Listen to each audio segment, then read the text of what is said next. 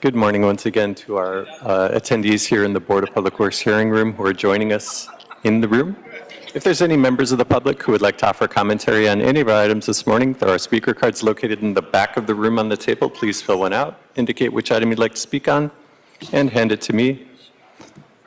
And good morning as well to our attendees who are joining us via the Zoom platform. If there are any members of the public or attendees joining us via Zoom who would like to offer commentary on any of our items this morning or public comment, please press star 9 to raise your hand, star 6 to unmute, identify yourself for the record and which item you'd like to speak on, and I will record your name for the record. And thank you so much. We are going to get started in the next 2 to 3 minutes.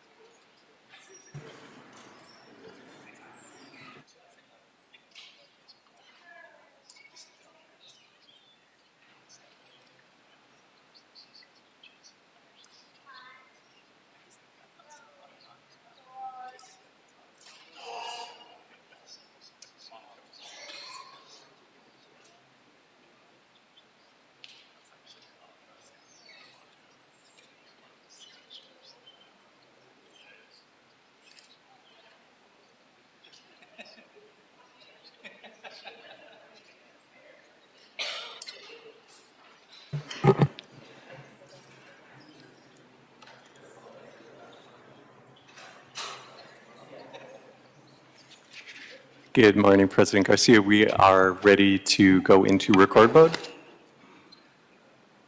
And we are in record mode. Great, thank you very much. Good morning, everyone, and welcome to the regular scheduled meeting for the Board of Public Works for Friday, October 13, 2023. TJ Knight. Yes, good morning, President Garcia. TJ Knight, Assistant Executive Officer, taking role in establishing quorum. President Garcia, Vice President Villegas, President Pro Tem Davis, Commissioner Corsand, and Commissioner Reyes are present. We do have a quorum. Once again, I'm Assistant Executive Officer TJ Knight. We are also joined by City Attorney Representative Mr. Ted Jordan. President Garcia, we have no speaker cards under public comment, no neighborhood council commentary, and no speaker cards under any of our items this morning. Great, thank you very much for that, TJ Knight. Given that we do not have any general public comments, public comment is now officially closed. Moving on for the first item on today's business, which is the approval of the minutes of Friday, September 29th, 2023. Is there a second to my motion to approve this item? Thank you, VP Villegas. TJ Knight, there's a first by me and a second by Vice President Villegas to move item number 1 forward and forthwith. I'm sorry, the approval of the minutes forward and forthwith. Very good, and we will take a roll call vote on the approval of the minutes, starting with you, Madam President. Aye. Vice President Villegas. President Pro Tem Davis. Aye. Commissioner Corsand. Aye. And Commissioner Reyes. Aye. All ayes, and the item is approved. Great, thank you very much.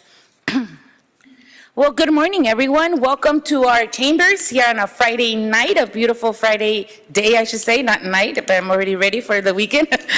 So thank you, everyone, for being here, and those that are joining us via Zoom, appreciate everyone here. We have a very special recognition today as we are ending the month of Latino Heritage, and it's always a great time to celebrate all of Public Works employees for what they do, but it's really important when we can highlight just the excellence that they've done. And so that was the mandate that we sent out to all bureau departments and our office heads to see who within their department is just an exemplary employee that produces, is productive, and that has excellent work ethics. And I'm very proud also to be a Latina and being in this position, but I'm also very proud to have my Vice President, Teresa Villegas, who's also a Latina and works completely hard all the time, but I'm also very proud to see other Latina leaders within the city, the public service, and within the city that do great, amazing things. And I shouldn't just say Latinas, I should also say Latinos, because there's both that do great job. But you know, this position as commissioners here together, I'm very happy to sit along with Commissioner Reyes, Dr. Davis, and Commissioner Corsand to really execute the vision of Public Works to the city. So we don't do it alone, we do it as a group, but it's really nice to also have that within us. And again, the folks that you are recognizing, that we are going to recognize today, do not work in a vacuum. They work as a team with many and diverse communities around us. And that's what's the beautifulness of the city of LA, that we get to sit around just different diverse cultures every day. And you know, once a month we get to highlight the different cultures, and today is the ending of Latino Heritage Month and the beginning of Filipino Month. And so next month we'll be celebrating Filipino Month, which as is, we walk hand in hand all the time with our fellow Filipino sisters and brothers. So excited about all of this today, and I'm excited to learn and just meet new employees from the from Public Works and all the great things that you do. And thank you for all the kids that are here. I know they probably woke up early and are like in a long traffic time, so we'll try to get you guys out of here as soon as possible, but it's really time to celebrate your family members. And so thank you everybody that woke up early, that normally does not come to City Hall. Thank you so much for coming here today. It is exciting to have you all here. And so with that, because I see babies over there getting, you know, he's cute, a little baby over there. He's with his shirt, very pretty. Thank you for being here. Okay, I won't stall this anymore, and I am going to turn this over to our Vice President Villegas to lead us on this month's Latino Heritage Month presentation of 2023. And as she makes her way out there, thank you everybody that's here once again, and look forward to just a beautiful celebration today. Thank you. Thank you, everyone. Good morning. Teresa Villegas, Vice President for the Board of Public Works, and so happy to be able to lead this effort today in honoring our employees within the Board of Public Works. It is a distinct honor to be here and be able to recognize the achievement of a few outstanding Latinos. And I do say just a few because we have many within all of the city of Los Angeles. And We are very thankful and appreciative to all of our employees. And each year, as President Garcia was mentioning, each year from September 15th through October 15th, we celebrate the history and culture of Latino Americans whose ancestry comes from Mexico, Caribbean, Central America, and South America. It's a special time to honor many Latino Americans, both past and present, who have inspired others to achieve success. We recognize their hard work, their greatness, the courage to help open the doors for those who came after to walk through. This year's theme is Latinos Driving Prosperity, Power, Progress in America. And it recognizes the immense economic, political strive that Latinos have made in America, especially Los Angeles, where Latinos have played a vital role in the public and private sector. Mayor Karen Bass and other city leaders remind us all that voices matter and that many diverse communities belong here. According to the 2020 census, Latinos are the largest ethnic population in Los Angeles County, making up about 48% of the population. Since its inception, LA's large and vibrant Latino community have played a major role in shaping and enriching the city's history, culture, economy, and much more. We know firsthand how important it is for the Latino voice to be represented and heard in Los Angeles.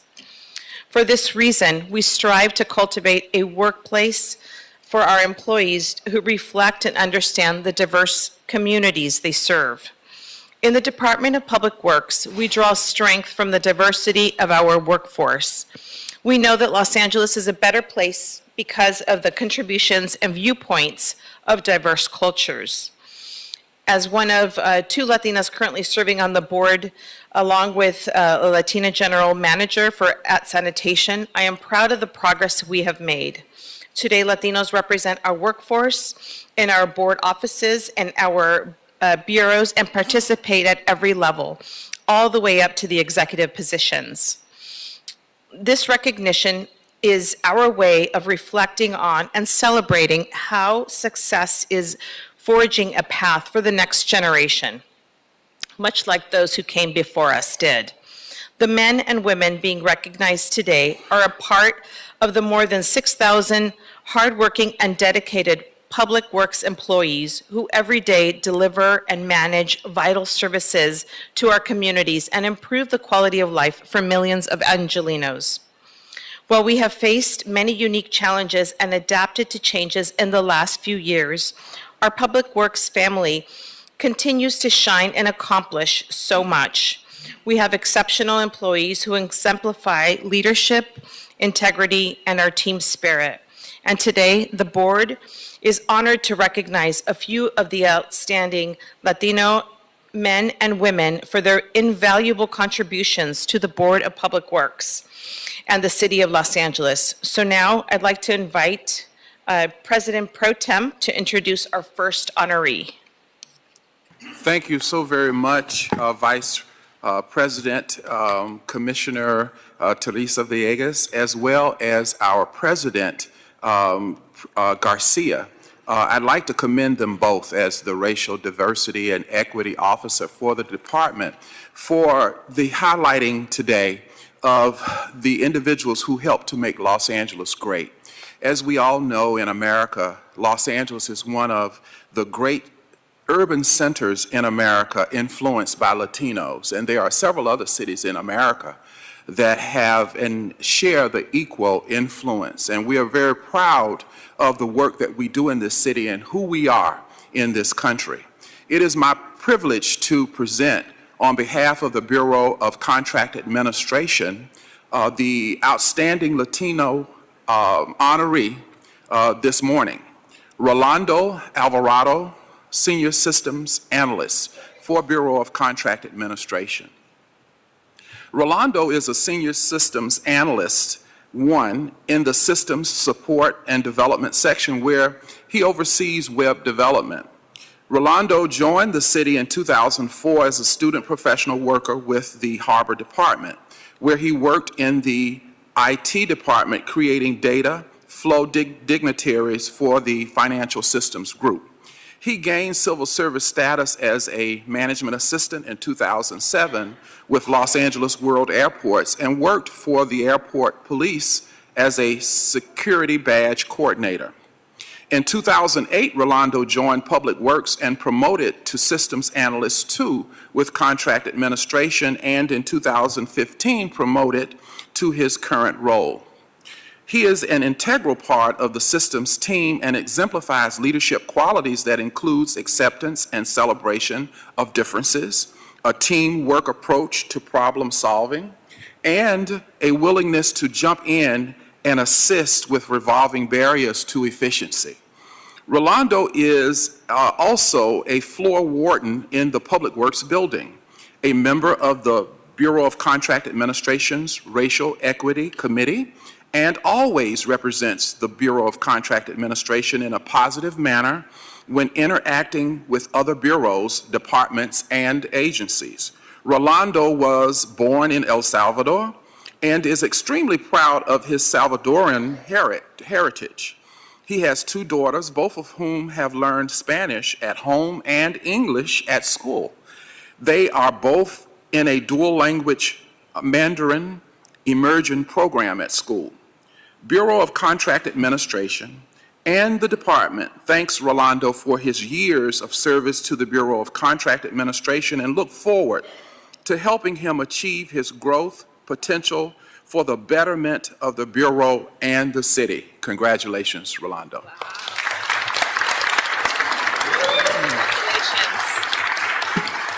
Congratulations to Rolando Alvarado. This is a certificate of recognition. The Board of Public Works honors Rolando Alvarado, a Senior System Analyst 1, Bureau of Contract Administration.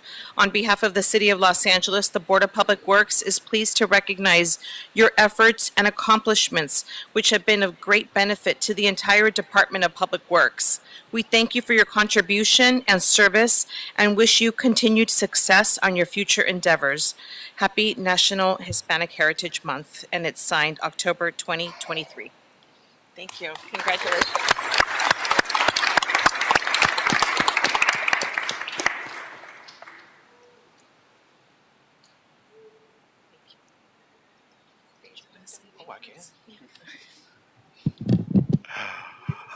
Did I want to say a few words for this man? Most certainly.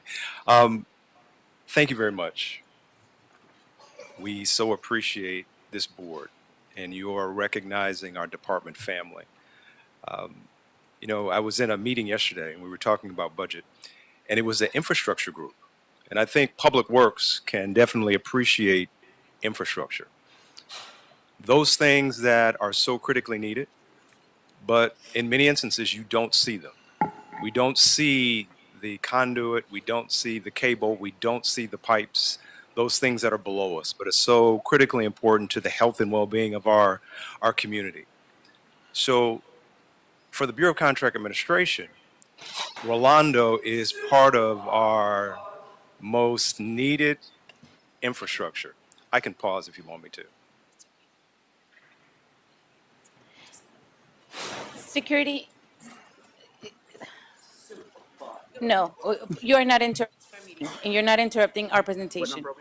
Please have them escorted We're on out. the presentation. Do not interrupt the meeting. I didn't ask you that. We're on the We are- presentation. Do not Please interrupt the escort him meeting. out. What number have we? Sorry about this. No worries.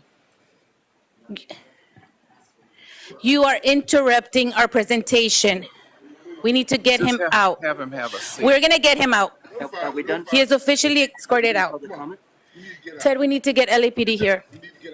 You fucking racist, Goodbye. motherfucking fascist piece of shit.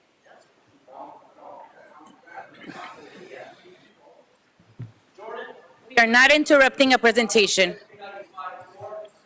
Out. Out.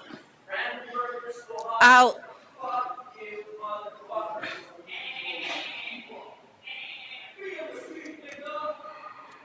Apologize for the interruption to our attendees here in the room and on Zoom audio or Zoom video. Thank you so much. Thank you so much. He's not allowed back today. Thank you. I apologize 100%. I'm so sorry. Thank you. Mr. Reamer, please proceed. Well, no, you don't need to apologize. And actually, we were prepared. I thought we were going to make it. I was like, we were so close. She closed public session. And I'm like, but you know what? Everything happens for a reason. Everything happens for a reason. So it was meant to be. But with that said, it doesn't eliminate where we were going with respect to the importance of infrastructure. And Rolando being part of our Bureau's infrastructure, not the inspector that people see in the field, not the analyst that the businesses interact with, but Rolando is one that ensures we're able to do all of that.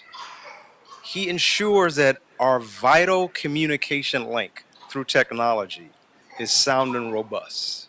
He's a person that has this desire to look beyond what is to make the possibility real. Given our limited resources and his huge workload, he finds the time to fit in those things that are critically important for us.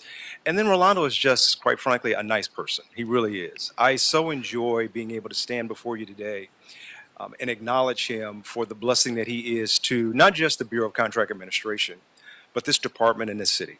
He definitely represents his family well, his heritage well. Show your shirt, brother.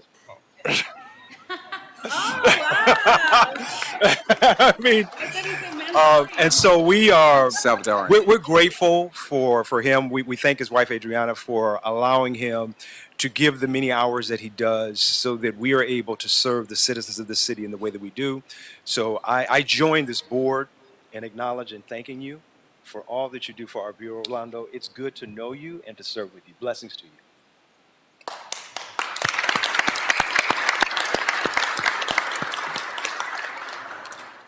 Well, first of all, I want to say thank you to everyone. When I first was notified that I was going to be recognized, I was pretty surprised because it came from my colleagues, which it made it extra special. I think it's very valuable and important to celebrate diversity and to celebrate that as a strength. And that's what makes our city so amazing, is because, like you've mentioned, we are different, we bring different ideas. And I feel that that's something that I was taught from my parents, and we're trying to pass that to our daughters. You know, like they're taking Mandarin. We're trying to involve them in different cultures, go to different things in the community, because it feels good when you get to know other people and you get to learn about their culture and the differences, and then you get to learn and you grow. So it is I really am humbled, and thank you very much for this honor. Thank you.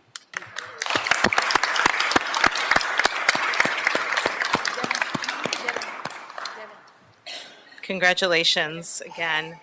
All right, moving on, our next bureau that we will present is Bureau of Engineering. And today's honoree is Mr. Matthew Quintanilla.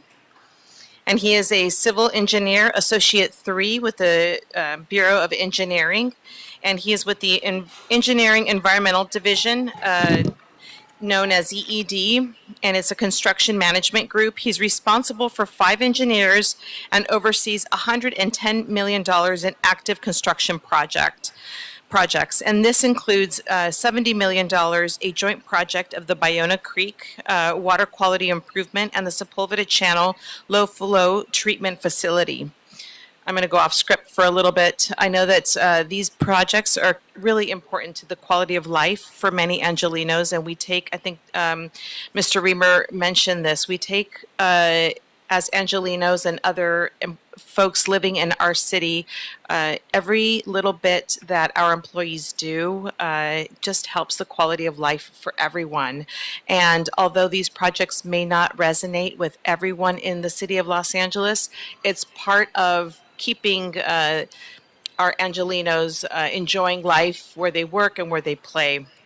He has enjoyed the Bureau of Engineering. He started with the Bureau of Engineering in 2017 and worked hard in different divisions. And since joining the Environmental Engineering Division for Construction Management Group, he has demonstrated exceptional skills in proactively solving complex issues and working with project stakeholders.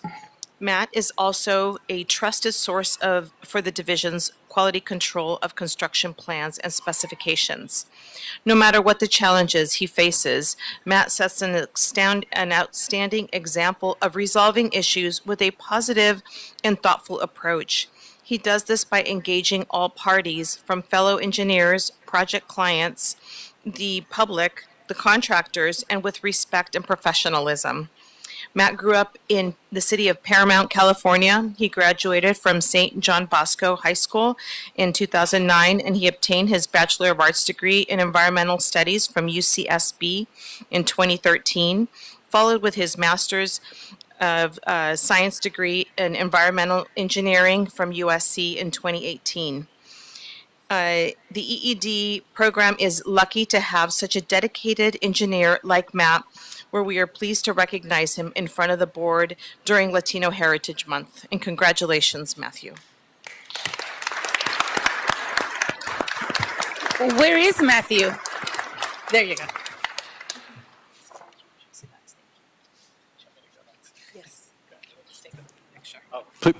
Please make sure and speak directly into the microphone when attendees come up and speak. Thank you.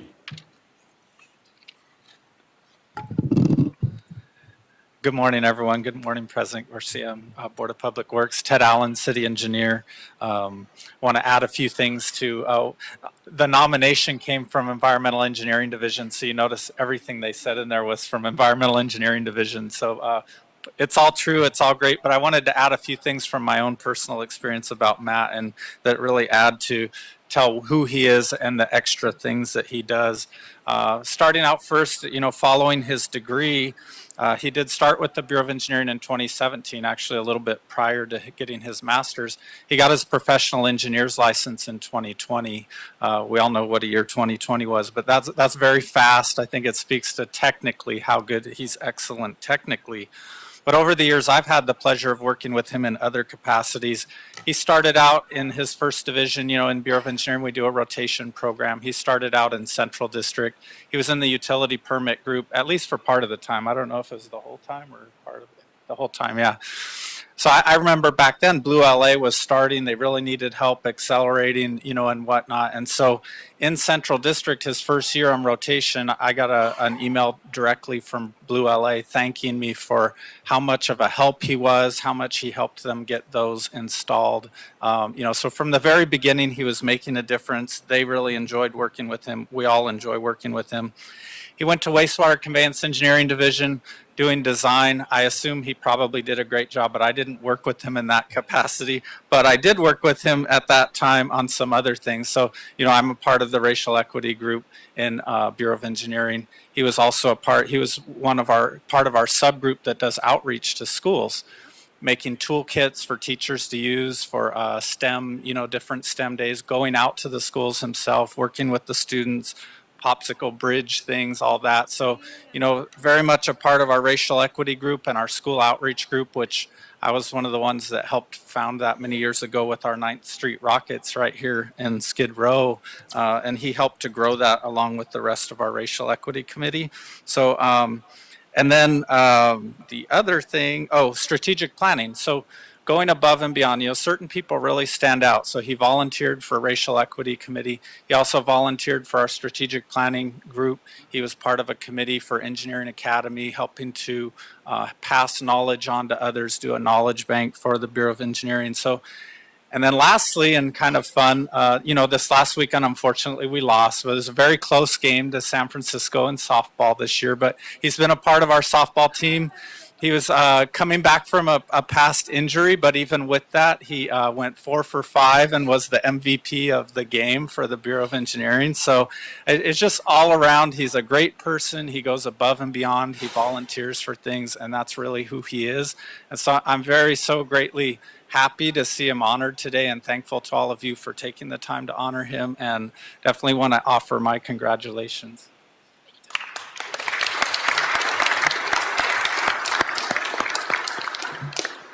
Thank you for the kind words and good morning. Humbled, honored, and grateful to be before you today, receiving such an amazing recognition. I've been at the Bureau for about 7 years now. I was an intern in 2016, so full-time since 2017. And all those years ago, I never would have imagined that I would be in the position that I am today, let alone receiving this recognition. So thank you again. All the different divisions that I've worked in, I've had a chance to meet a lot of great colleagues, make a lot of great friends, and I owe everything to this job. I love working for the City of LA, love working for the Bureau of Engineering. It's helped me grow tremendously, both professionally and personally, from a professional aspect, working on different capital improvement projects and infrastructure throughout the City of LA. Personally, this is where I met my fiance, so everything I have, I'm eternally grateful for this job. I want to thank Ted Allen. I want to thank the BUE executive team, division manager Ethan Wong, and my supervisor David Kopp. They're the ones that helped me to where I am, get to where I am today. EED's made a very enjoyable place to work at. Like I said, it's helped me grow both professionally and personally. It's an environment where I feel like I have guidance and support from all my colleagues and all my work friends. Lastly, I want to thank my family who are in the audience today. My mom, my dad, my sister, my brother, and my fiance and my niece. Without their love and support, I wouldn't be where I am today. And thank you again for such an amazing recognition.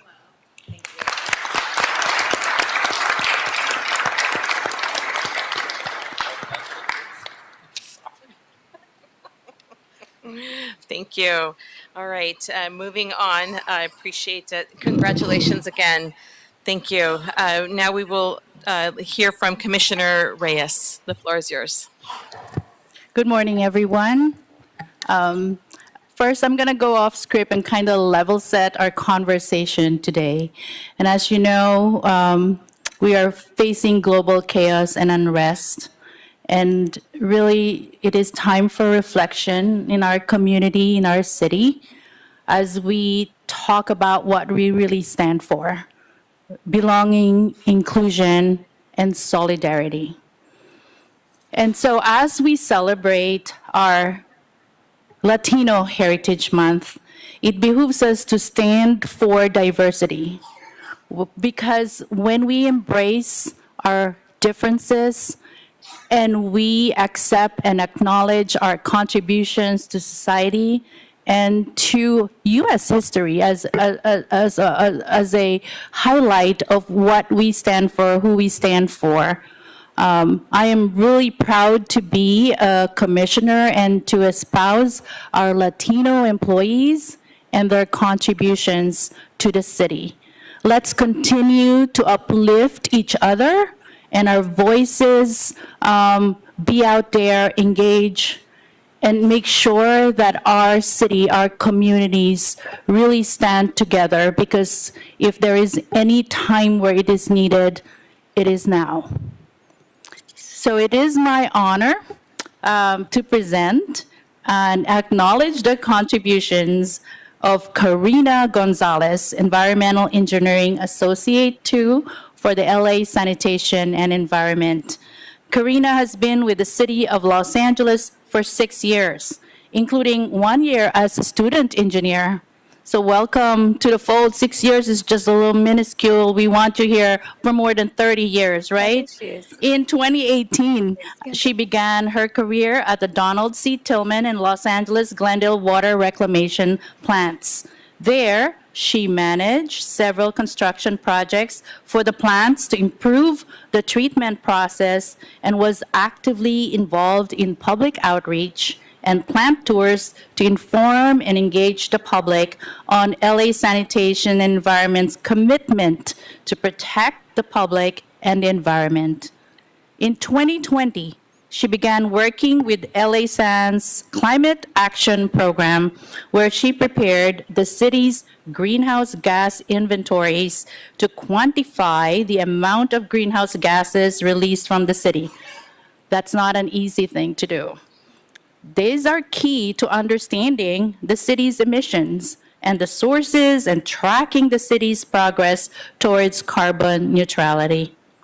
In late 2021, Karina joined LA San's Regulatory Affairs Division, Water Quality and Permitting Section, and since then has successfully completed the renewal of the Tillman and LA Glendale plants' National Pollutant Discharge Elimination System permits, the NPDES, and works on regulations impacting the city's wastewater system.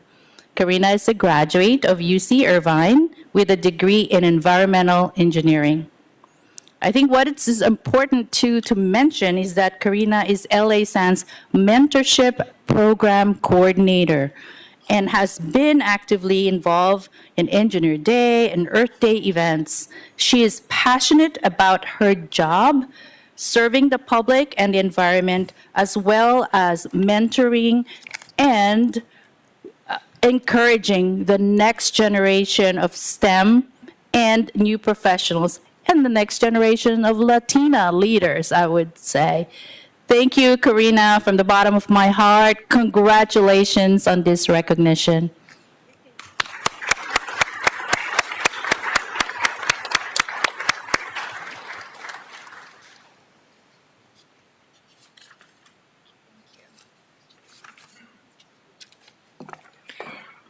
Good morning, everybody.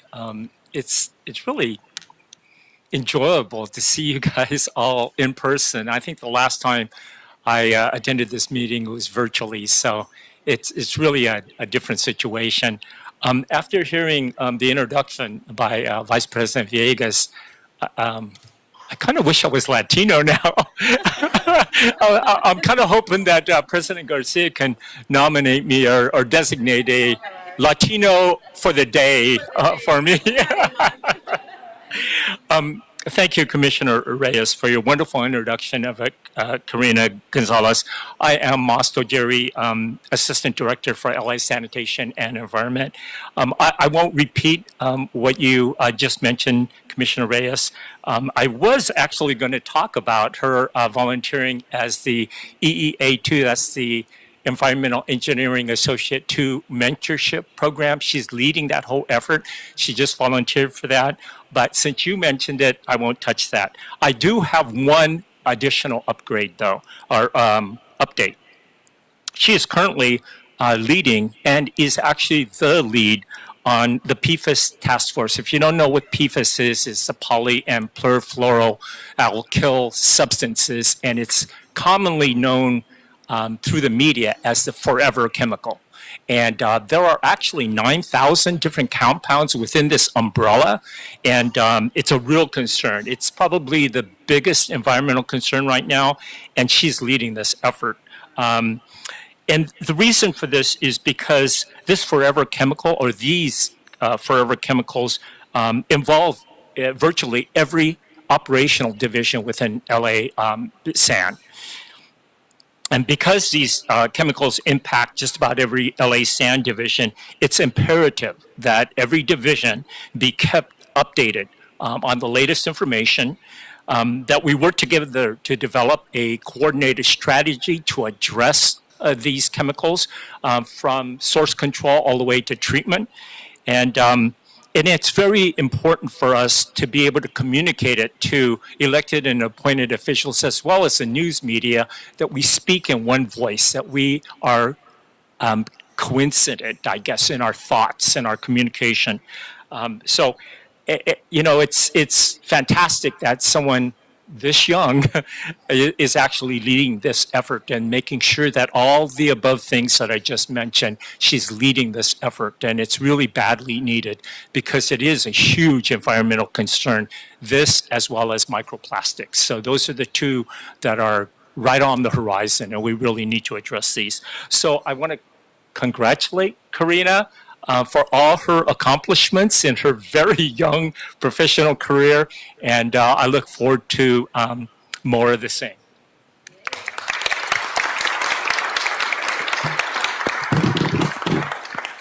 Hi, good morning. Thank you to the Board of Public Works and Moss and the rest of the LA SAN exec for this great honor. As mentioned, I've been working with LA SAN for 6 years now. I started as a student engineer, and I realized that I didn't want to leave. So I applied for the full-time position, and now I'm here. Throughout my years with LA SAN, you know, it's been very fulfilling. I have worked on many interesting projects that were mentioned, Moss mentioned, one thing about working for LA SAN in the city of LA is that I feel like I'm making a difference. Every day I feel like it's worthwhile. I'm doing something good for Angelenos and the city. And so aside from that, I've had the opportunity to work with some very great people. Ali San has provided me with some very great mentors and friends and exceptional colleagues who have helped me, kind of navigate through the system and work and accomplish all these great things. Just the passion and the knowledge from all my colleagues, and the passion to help the public and tackle these environmental issues that the city is struggling with currently, has really collectively added to the great experience I've had working for the city and Ali San. And as a proud Latina and city employee, I'm just very thrilled to be receiving this recognition, and thank you very much.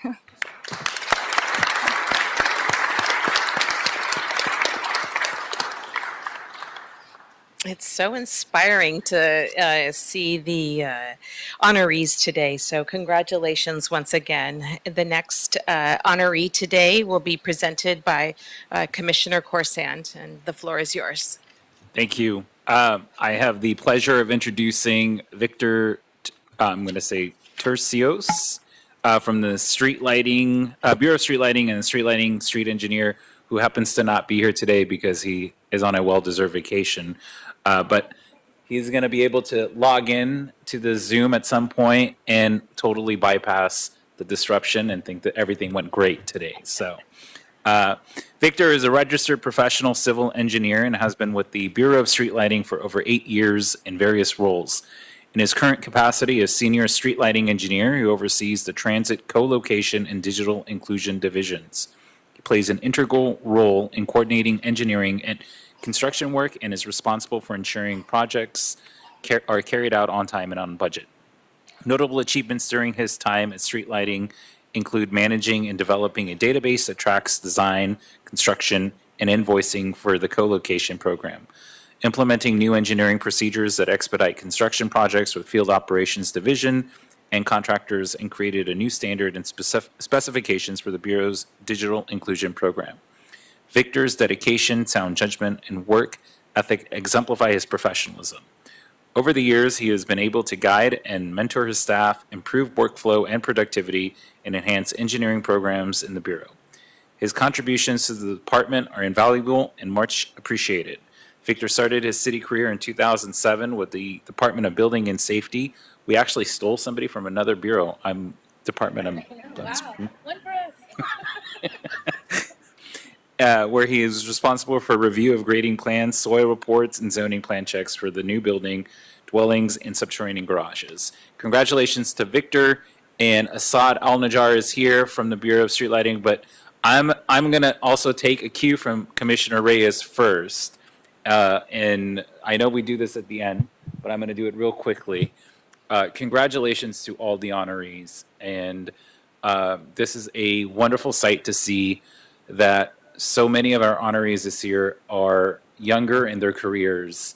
And oftentimes we talk about around this horseshoe with the general managers of what the future of public works looks like. And it's wonderful to see such rich diversity represented here today and what it really means for the city. As we heard, Karina, you were a mentor, and what it means that your role models taking the time out of your days, out of your family time to set an example for future generations and showing folks that may not see an opportunity within the city family, that opportunity that does exist. So congratulations. Thank you for your service. Thank you for stepping to the plate and doing what you do. This is a wonderful recognition that celebrates the global city of Los Angeles and what we can do as leaders in our own ways in taking one step forward and making sure others are following as well. So congratulations to all the honorees, and now I will turn it over to Assad. Thank you. Good morning, commissioners. Good morning, Madam President. Good morning, commissioners. And this is another great day in which we are honoring the heritages and the diversity in the city of Los Angeles. It's always a pleasure to be here to celebrate with all my colleagues from all the different city departments. And yes, we are known in street lighting, especially me, of recruiting from other departments. I'm still recruiting, and I have a lot of vacancies. And if any of the honorees here today, yes, see me and I'll recruit you starting Monday. We're all part of a great team, and that's what makes our city special. Victor, like Commissioner Korsand mentioned, is a civil structural engineer. He joined the Bureau of Street Lighting, the Transit Division, about 8 years ago.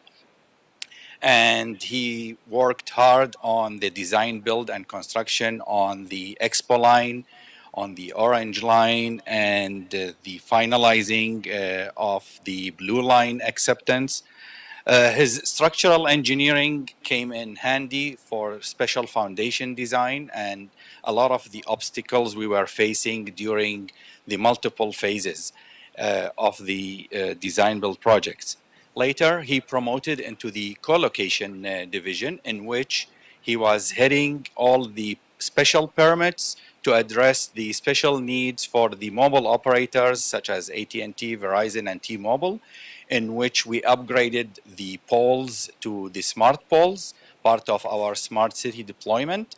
And his innovation and excellence managed to expedite all the design and build and construction phases. He is a great team leader. He works very hard with all the design group and the field operations and the different operators. This way he get all the lines within this triangle in line to deliver to the city the 5G and hopefully the next generations of mobility. Right now he's serving as a senior engineer and he continued to be a superior team leader.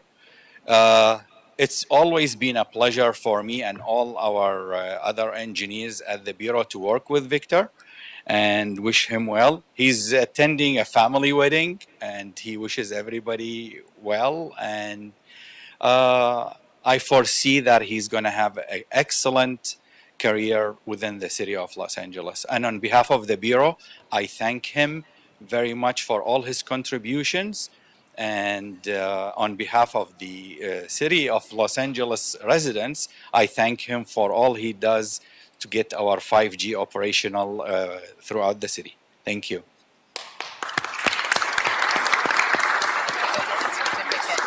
Thank you.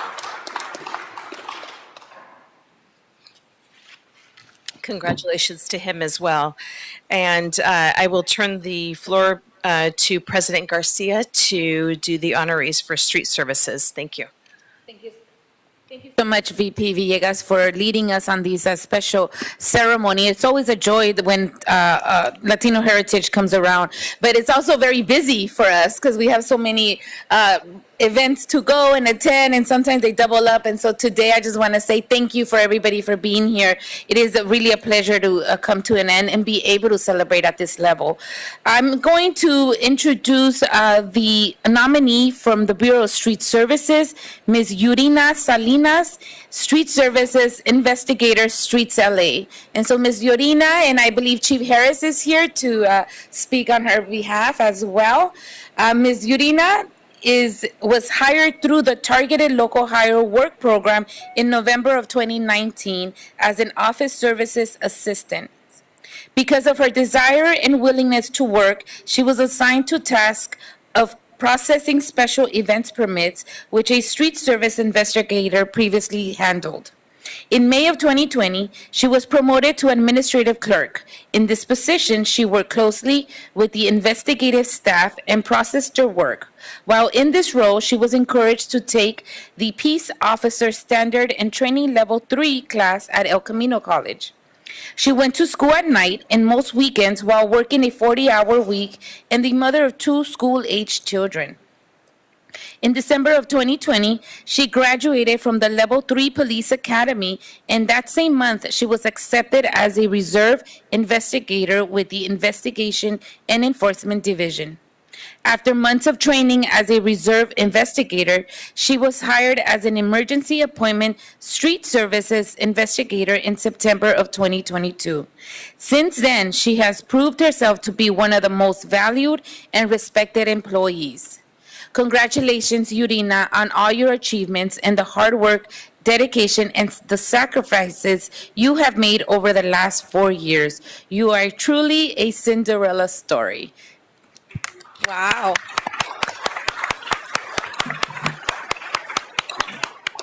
Congratulations.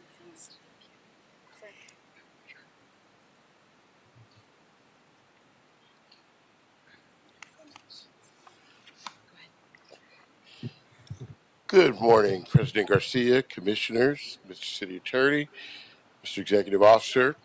We're certainly pleased to be here to celebrate what we believe is a person who really fits the mold of an exemplary employee for this honor.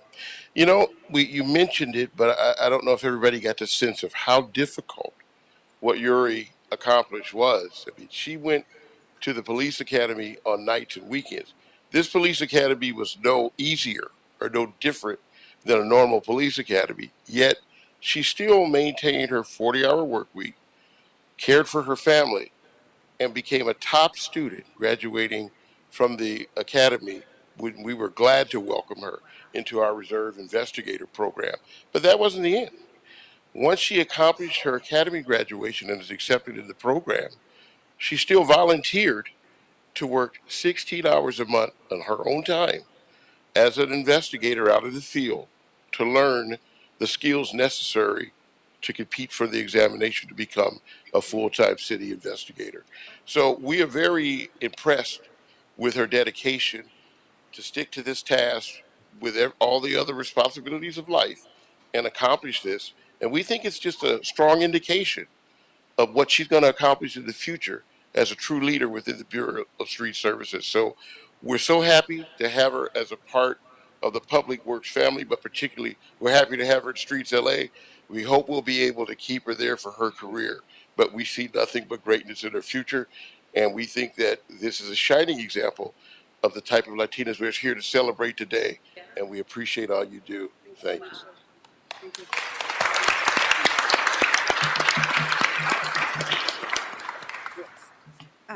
It's okay. Yes, I got it. You Good can morning. on a badge now, too. Wow. Yes. Thank you. It is an honor to, good morning. I'm Investigator Salinas.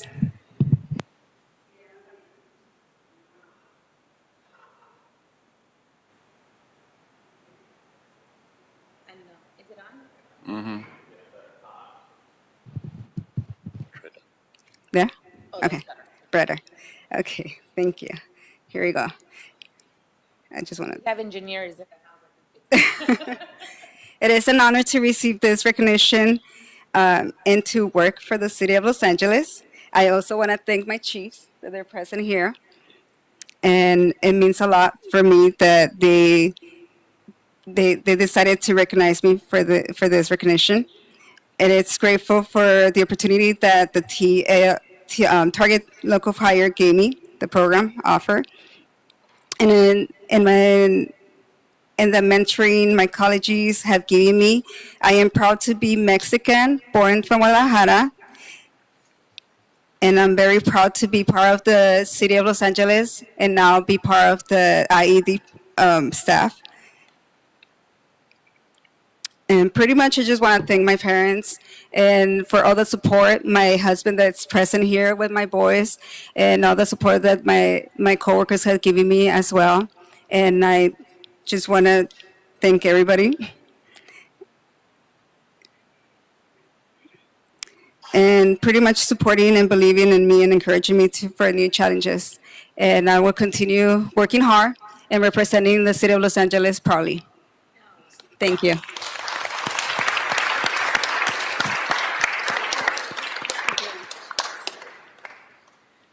Wow, just when you hear a beautiful story from one, it gets better and better. Amazing, amazing. Congratulations once again. Next, we will have a presentation done. And excuse me for asking, TJ, are you doing this next one, or are we going to have Miguel do it? La Peña is here. I thought I saw Miguel de la Peña. Miguel Oh, here is- is good. Yeah. Good. Yeah. Okay, so I will hand it over to Miguel, who is with the Board of Public Works, running our accounting office. Thank you.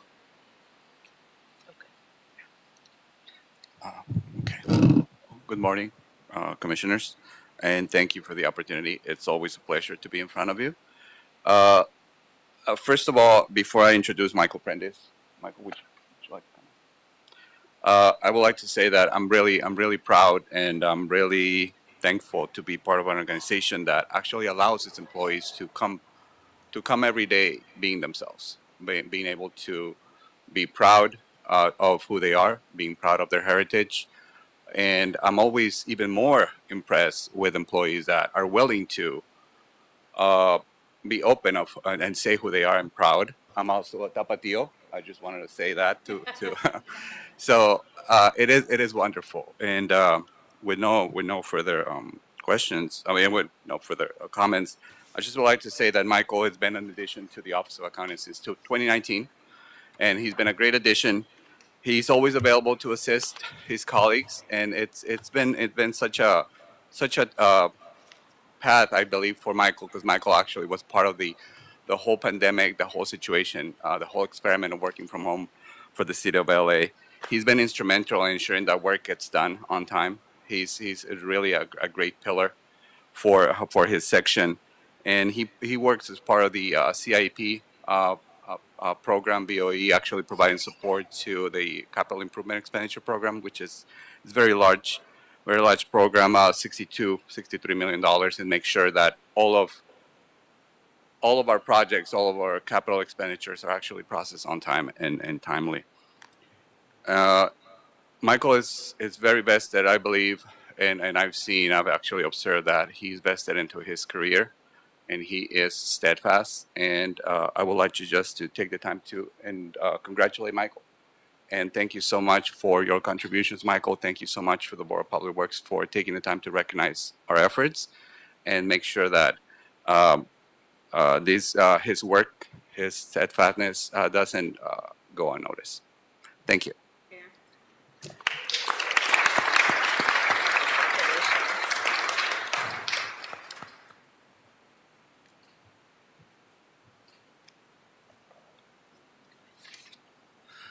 Thank you to the board. It's such an honor just to be mentioned among all the other honorees. I feel very privileged standing here today. Thank my team who's back here supporting, Mr. Miguel, Miss Amy, TJ. I'd like to thank my family. I come from a long line of Latino and Latina civil servants. My grandmother, who was born and raised in Mexico City, served over 30 years in LA County in child services. My aunt also served 20 plus years for the county, and my father, who's here, is currently housing inspector for the Department of Housing. And so I just look forward to continuing my career. I know this is just the beginning, just to be able to work for the city and to serve my community. And I'm so thankful for this honor and recognition. Thank you so much.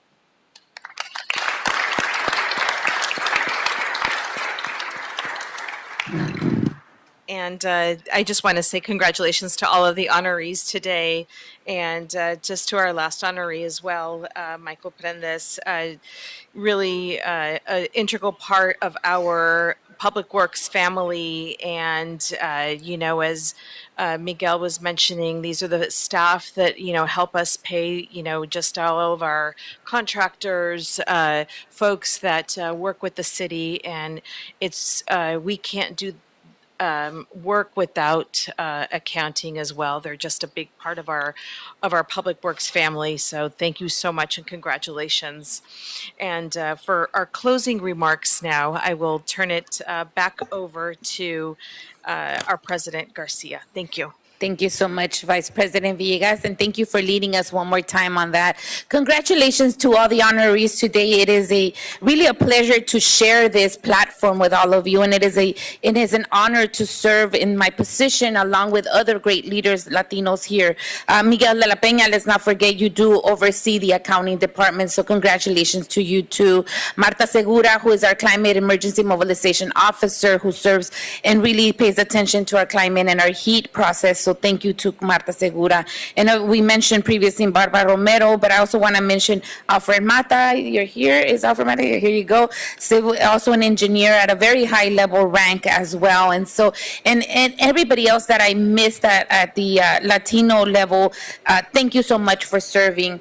I want to also just acknowledge the honorees today. Thank you so much in bringing your families along. It is an honor to have you here and to bring your families. And thank you to your families for supporting you in the role that you do here at the city. You don't do it by yourself because you still go home to your families and discuss your day and what you do. And I am sure they're very much part of the city as well. So thank you to all those family members that are here supporting, believing, and just being part of our employees' lives, because we do want, as you see, there's such great folks, like Vice President said, we saw Rolando, who was creative and who's very proud of his Salvadorian heritage.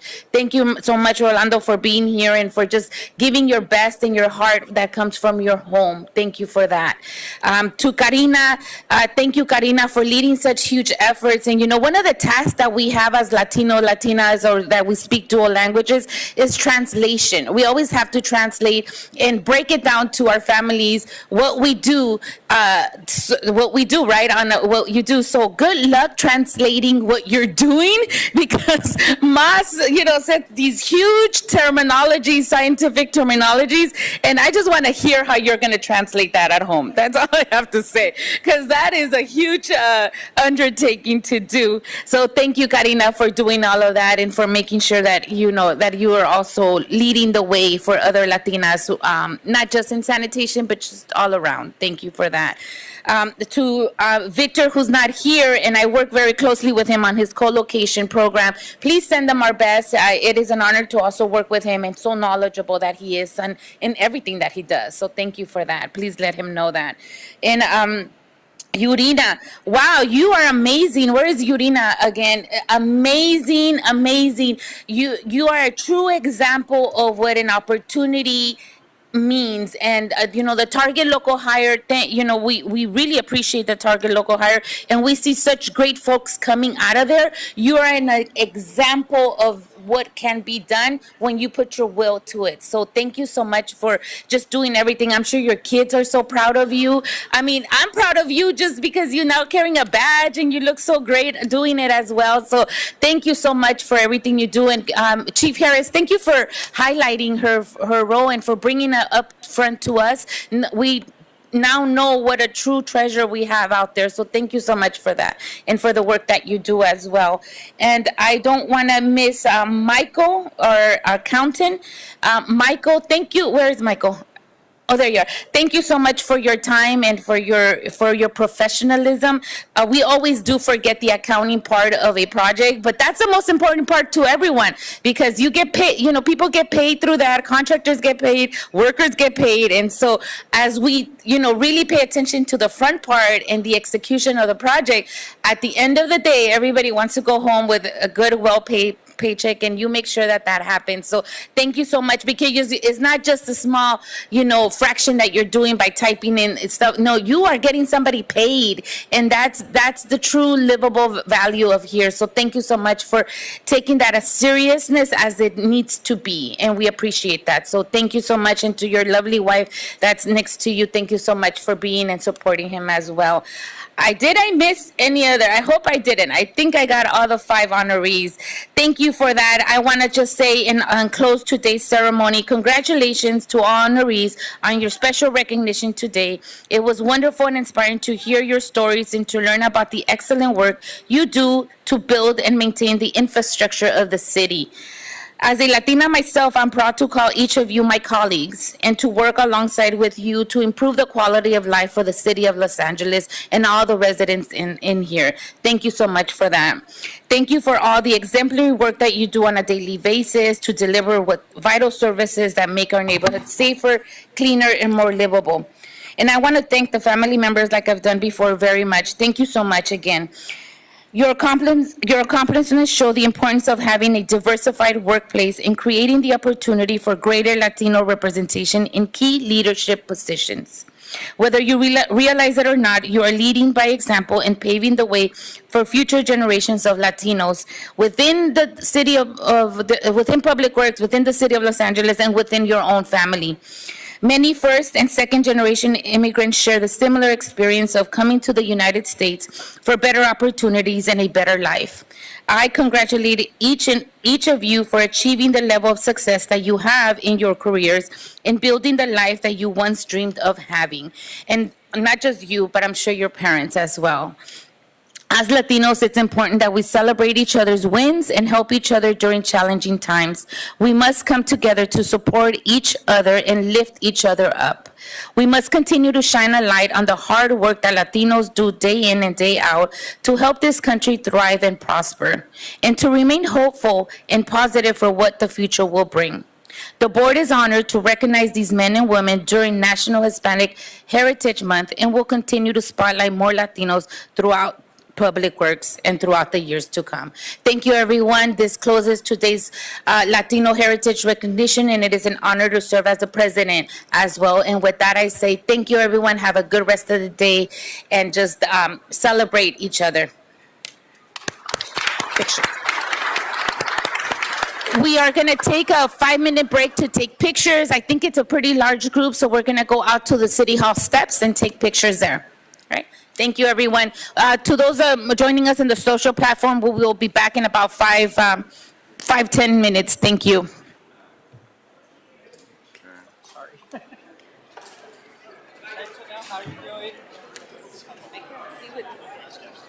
Are they new? No, they're Celeste. I forgot my glasses at home today. Oh, okay. Those are Rite Aids. Yeah, those are Rite Aids. Oh my God, I can't Yeah. even see what those. Yeah, I have to keep some in the desk drawer in case I leave my glasses, you know?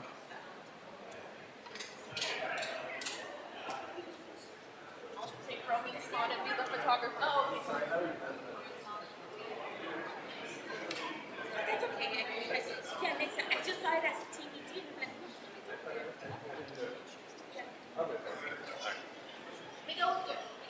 Yeah.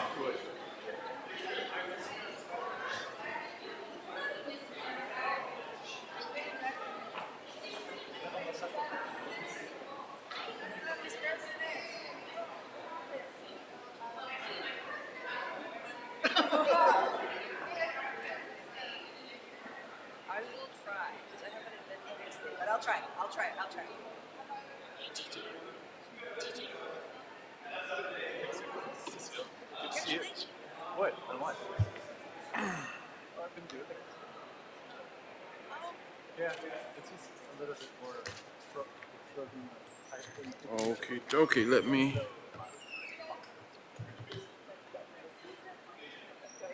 Hey, Faye. I'm at the board. We're getting ready to take a picture, but I'm going to call you back in about 30 minutes. Yeah. Well, tell them that we did not agree on that. I don't have Agnes to call her. Yeah.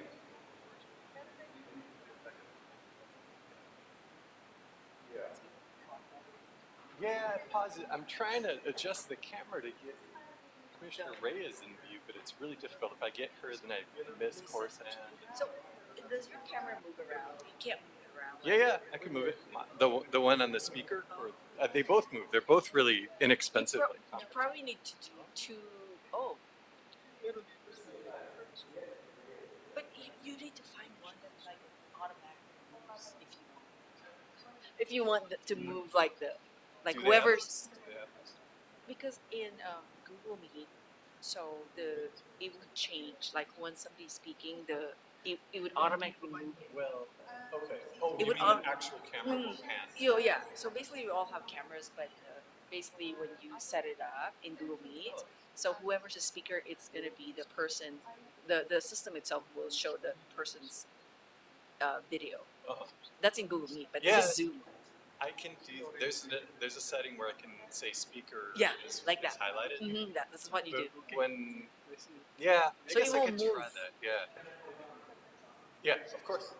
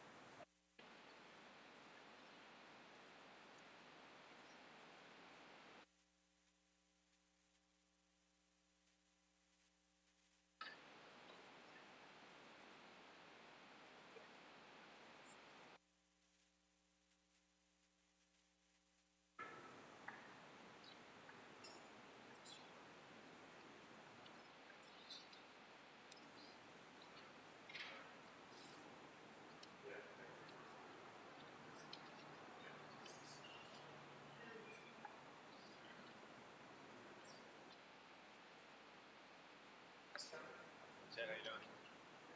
Sitting in for Dina today?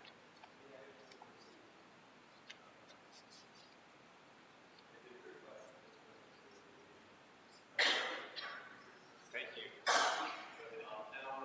Okay. Otherwise, me first and last. Yeah. Yeah, appreciate that. She's good. Well, she's been volunteering, honestly. She retired, she came back on a contract, and then she's been volunteering for the last 3 years. She just can't stay away, but I think she's finally had enough. She's politics.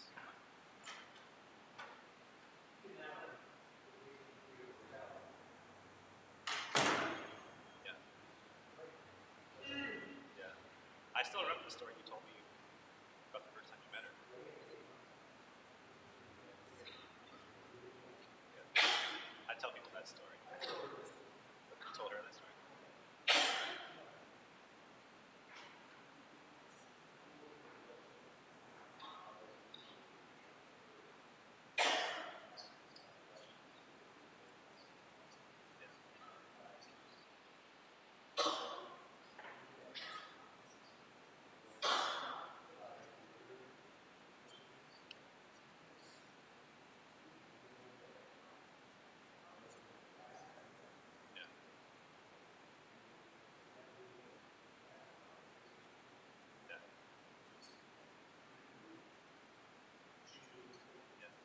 that's a big compliment to her.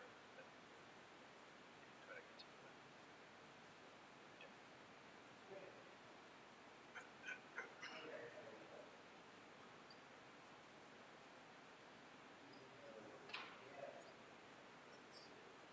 My dad.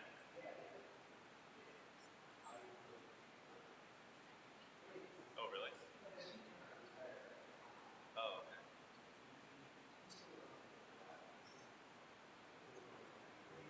Came back a little bit too.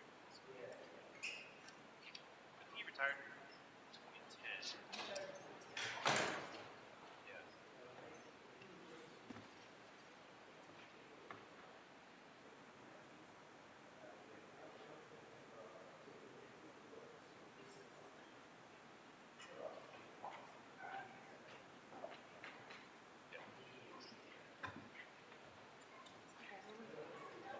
Yeah.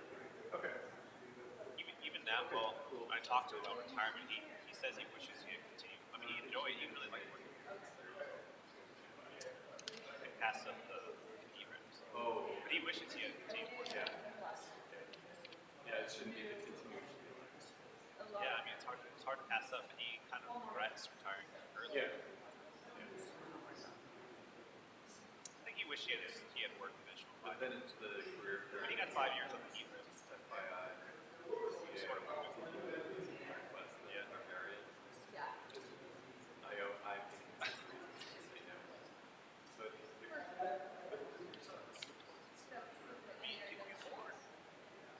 but they retired. Yeah. Unless you have a plan.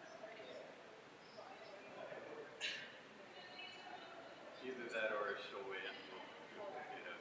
Yeah. Yeah, the next Wednesday. Thing that I'll forward you, then I'll check things out. Yeah, the reps.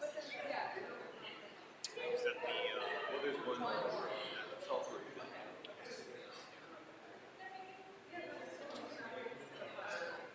Yeah.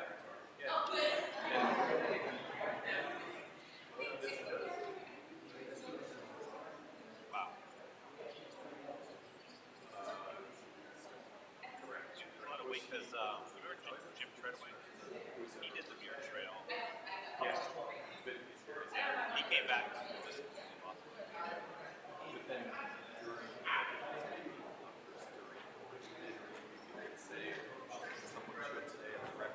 you guys stay together the whole time? It's a long time to stay.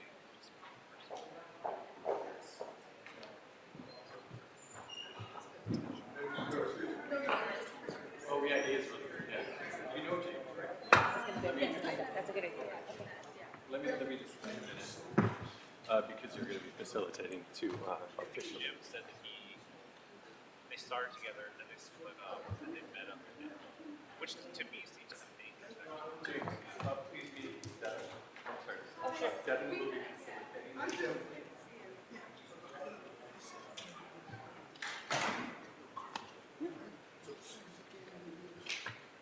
finish at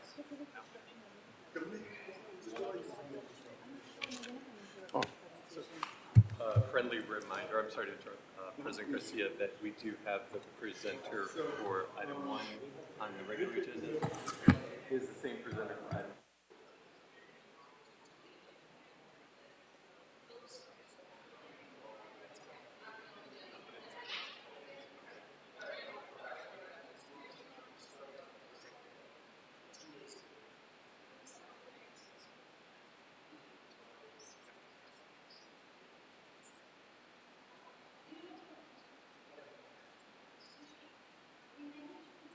So it's 18 days to do 200 miles. So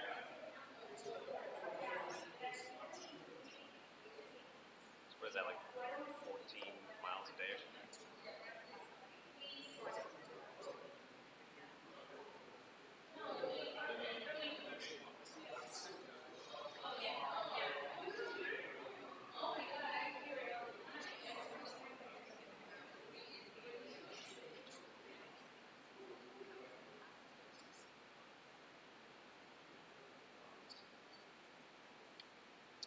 I did Mount Whitney once. To me, that was was enough for me.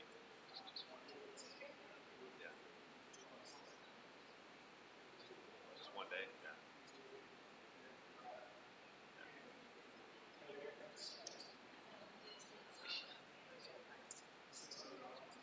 So I had just bought a Fitbit, which counter steps, and I lost it.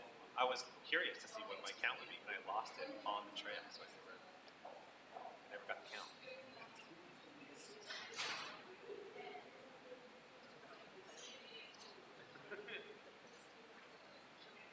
I'm assuming you've done Half Dome then, right?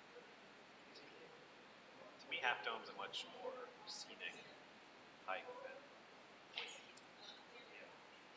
Especially Whitney, there wasn't a ton to see.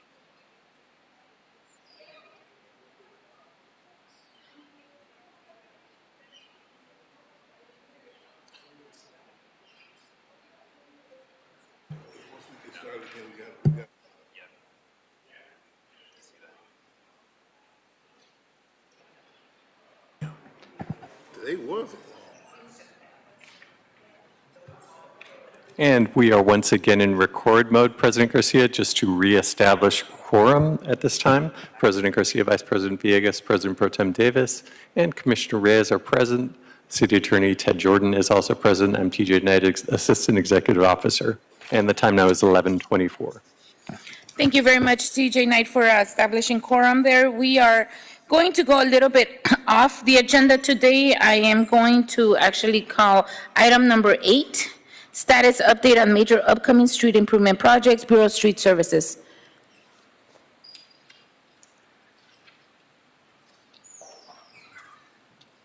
Good morning. Good morning, sir. All right. My name is Angelo Gopal.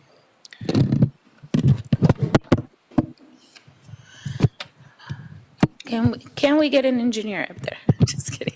Angelo Gopal. And this information is being provided to keep the public informed on the upcoming resurfacing projects and to minimize the impact on the community as well as delays. For additional information or concerns, you can contact our coordinating section for the Street Renewal Division. There are no major street projects scheduled in the Metro or Valley regions during the week of October the 15th through October the 21st. However, we're going to provide the update on our 23-24 pavement preservation program. During the week of October 15th through October the 21st, the Valley and Metro regions will complete 11 projects for a total of 8.41 lane miles. The press releases were distributed and notifications have been issued. Streets LA has coordinated with the council offices to assist with the outreach to the stakeholders. We have coordinated with the Los Angeles Department of Transportation for traffic control assistance. This information is also available on the Streets LA website. This concludes the report. Thank you so much for your report. Any questions to the Bureau of Street Services? Seeing none. Thank you, sir. Have a good weekend. Enjoy your day. Same to you. Thank you. All right. Let me take item number 9 as well. This is La Gloria relocation status update with the Bureau of Engineering. Ms. Janelle Parra. Thank you, President Garcia. I know, we're going to have to fix that. That's becoming more of an issue. Commissioners, city representatives, and distinguished guests. My name is Janelle Parra. I'm the property manager for Bureau of Engineering, and I'm reporting this La Gloria relocation update, and it's from August 2023 to October 2023. I'll report on 3 different sections: activities completed last quarter, and requested and approved payments, relocation schedule, and activities planned for next quarter. The Los Angeles Department of Water and Power completed its review of La Gloria's electrical consolidated service plan 2 months earlier than expected and approved the plans on July 5th, 2023. La Gloria and its architect, LOV, submitted the electrical plans for switchgear replacement to the city's Department of Building and Safety to obtain the electrical permit. And LOV received feedback on that and working on finalizing the revisions for resubmittal. La Gloria and its relocation contractor, John Berry and Associates, advertised a request for proposal and performed the general contractor bid walk on August 1st, 2023. Out of the four who went out to the bid walk, 2 contractors submitted bids, and La Gloria is waiting on the electrical plans to be approved by Building and Safety so that the general contractors can update their pricing accordingly. JBI continues to assist La Gloria with finding the ANSI correction contractor, and the Los Angeles County Health Department is requiring La Gloria to bring their relocated equipment up to current ANSI safety standards. Some corrections may be required custom made, and some of the other activities and actions for this reporting period include weekly meetings with La Gloria and Delaware, communications and coordination with LADWP for the consolidated electrical service, on-site visits and site walks with vendors and contractors, review feedback, approval from LADBS on construction plans, ANSI corrections, vendor communication, and quote initiation, flour oven gas UL certification corrections, vendor communication and quote initiation, and asbestos testing and remediation vendor quotes. Due to the unforeseen delays with LA County Health Department with respect to the switchgear, it is now anticipated that the relocation project management expenditure will increase by $320,000 through May of 2025. As you can see on the table presented, there's an approved budgeted amount of $1.4 million, and so far we have requested $537,703, and approved amount is the same amount. Relocation schedule is now expected to be completed in May 2025. And some of the activities planned for next quarter: review and approval of city submittal by LADBS, ongoing city communications and permitting support, ANSI correction, vendor selection and scheduling, UL flour oven gas vendor selection and scheduling, SCA MQ&D corn oven source testing, general contractor selection, and electrical equipment procurement. I am now finished with my oral report, and I'd be happy to answer any questions you may have. Thank you so much, Ms. Parra, for that update. And thank you so much for providing the written update as well. Appreciate that. So I see here that there's been a extension on the timeline. Is that correct? Yes, that is correct, and that has to do with the switchgear procurement. Procurement process or equipment? Not equipment process, but the switchgear replacement. Right now, we're waiting on the approval of the electrical permit, and that is needed in order to award for the general contractor to update their bid so that we can award the general contractor. And only after we've awarded the general contractor contract will we be able to procure the switchgear. So that's mainly the reason why there's a delay in the schedule. Very well. It seems like it's a 2-month delay, so it's not that bad. But is that impacting La Gloria in any situation? Just the move, but not business? The move is the one that's delayed because without replacing all of that, we won't be able to get all the permits we need in order to start the relocation process. I see. Okay. Okay, thank you for that. Any other questions, colleagues? I see Vice President Villegas and Dr. Davis. I just have a quick question. Thank you so much for your report today. For the second, I guess the item number 2, the requested and approved payments, is the additional expense of 320,000. I know it's like anticipated expense. Is that not reflected, right, in the requested amounts? In the table, no, it's not reflected. It's something that we anticipate, and hopefully, once we receive the electrical permit, we'll be able to really determine how much additional project management will cost. So it's just an estimate at this time. All right, thank you. Yeah. Thank you, VP Villegas. Dr. Davis? Yeah, I know we have a lot of estimates on all projects. However, my question is, in terms of where we are today, what do we anticipate the finished deadline will be of the work that we have charted out in our plan to, help them to relocate? Right now, except for that one delay in the switch gear, everything is moving along fine. If you look at the schedule, majority of what's planned has been completed except for the switch gear, which kind of delays the rest of the process. But Well, once we obtain the electrical permit from LADBS, and also what we're trying to do also to help out with this is reaching out to the health department to see if there's any way we can waive the ANSI correction requirement.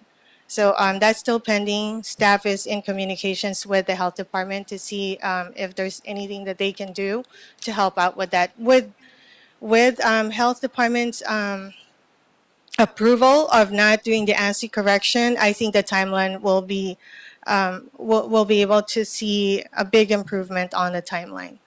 What do we anticipate? I know that we can't answer for sure because of the nature of projects. Oftentimes, unexpected issues occur.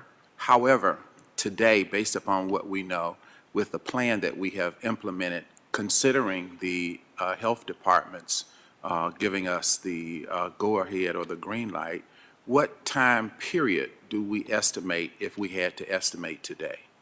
With the information we have currently right now, the estimated time of completion of La Gloria's relocation will be May of 2025. Okay, May of 2025. Wow. Well, it is a long time. Wow, and then to think that we had expected that all of this could have been done without us. Thank you. Thank you so much. Okay, May of 2025. Thank you. Okay, thank you, Ms. Parra, and I don't see any other questions. Thank you so much. Thank you for your report, and have a good rest of the day. You too. Thank you. Thank you. All right, colleagues, that was the end of our oral reports. Moving on to item number 1. This is a good task order in Council District 11, task order solicitation number 202, Jacobs Engineering Group, Inc., pre-qualified on-call consultants list, Potrero, say it in Spanish, Potrero Canyon Pacific Coast Highway Pedestrian Bicycle Bridge Project. Recommending the board to, 1, authorize the city engineer to issue the task order to Jacobs Engineering Group, Inc. from the pre-qualified on-call list, bridge, civil engineering, and other design and support services consultants list to provide engineering support services to the project approval and environmental document phase of the Potrero Canyon Pacific Coast Highway Pedestrian Bicycle Bridge Project, as stated in task order number 202, with a budget authority of $2,200,000, which includes contingency. And this morning, we have Mr. Gibson here. Good morning, sir. Welcome. Good morning. Thank you. Scott Gibson with the Bureau of Engineering's Bridge Improvement Division. As you mentioned, we're requesting authorization to issue this task to Jacobs Engineering to begin preliminary engineering activities for the new proposed pedestrian and bicycle Potrero Canyon Bridge. A little background on the project. This is a new proposed pedestrian and bicycle bridge, which is proposed to cross Pacific Coast Highway approximately a half-mile south of Temescal Canyon Road, and will link the newly completed park at Potrero Canyon to Will Rogers State Beach. The intent and purpose of this task is to define the project footprint by evaluating existing conditions and documenting existing constraints, as well as develop a full range of viable alternatives to present to the public prepare conceptual plans, ultimately select a preferred alternative, and develop the environmental document. And to do this, Jacobs will be performing several tasks, including preliminary right-of-way and engineering survey, identifying existing utility conditions, existing streetlights and traffic conditions, some preliminary geotechnical investigations, completing the environmental document, and we sort of see this, we envision this as being sort of a welcome gateway bridge as constituents or residents come down Pacific Coast Highway and enter into the city of LA. And so we've procured an architect to develop several architectural alternatives for the bridge, which we intend on presenting to the community to allow them to select their preferred alternative. And so community engagement and stakeholder engagement is a big part of this task. We plan on holding several in-person meetings with the community to allow them to weigh in on the bridge.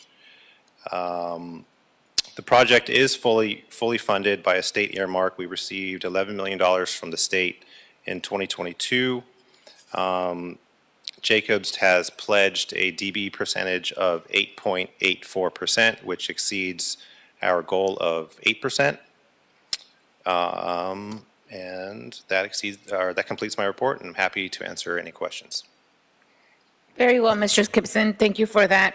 So my understanding from the presentation you just made right now, there's going to be a design element to build a bridge or a gateway? Well, it's a pedestrian bridge, but we envision this as sort of a welcome gateway as residents come down PCH and enter into City of LA. So we're trying to make this sort of a more architectural bridge than just your standard crossing. Very nice. Thank you for that. Appreciate it. Okay. Any other can I just add one more thing as you guys are doing this? When you start building designing the bridge, also consider putting in place a maintenance plan, because that's one of the things we're, really challenged. We built a couple bridges and we do not have the appropriate maintenance for it. So I just want to make sure that we do, and as we move forward, as building more bridges that we do, that we put together a maintenance plan after that. Graffiti, of course, is one of them, but graffiti, cleaning it, just all of that needs to be maintenance, and just putting it out there, okay? Understood. All right. Any questions for Mr. Gibson? Dr. Davis? Yeah. The time period of the project is estimated to be what in terms of inception and completion? We anticipate design probably to take roughly 3 years, and then construction, I'm guessing I anticipate around 2 years, so probably 5 to 6 years to completion. I see. Okay. And then the funding sources are multiple funding sources that you mentioned, right? Right now, we just have $11 million in state earmark funds, so it's a single funding source. And what is our plan in terms of getting the supplemental funds that will be necessary to complete the project? Yeah, so, as I'm sure you know, construction estimates are coming in way over. Escalation has been a big problem, so we do anticipate needing to secure additional funds. And so we will have to look at various additional funding sources to supplement the construction, at least. So we'll have to look through the infrastructure plan. I don't think we've identified specific funding sources yet, but we are looking into that. So we'll look at all the usual places, including private funding as well as federal funding. Correct, yes. Which potentially might be available, correct? Yes, correct. Okay, great. So we look forward to the further presentations on this project. Very well. I look forward to the design, too. Any other questions, colleagues? Hearing none. Is there a motion on the table to move item number 1 forward and forthwith? So move. Thank you, VP Villegas. Is there a second? Thank you, Dr. Davis.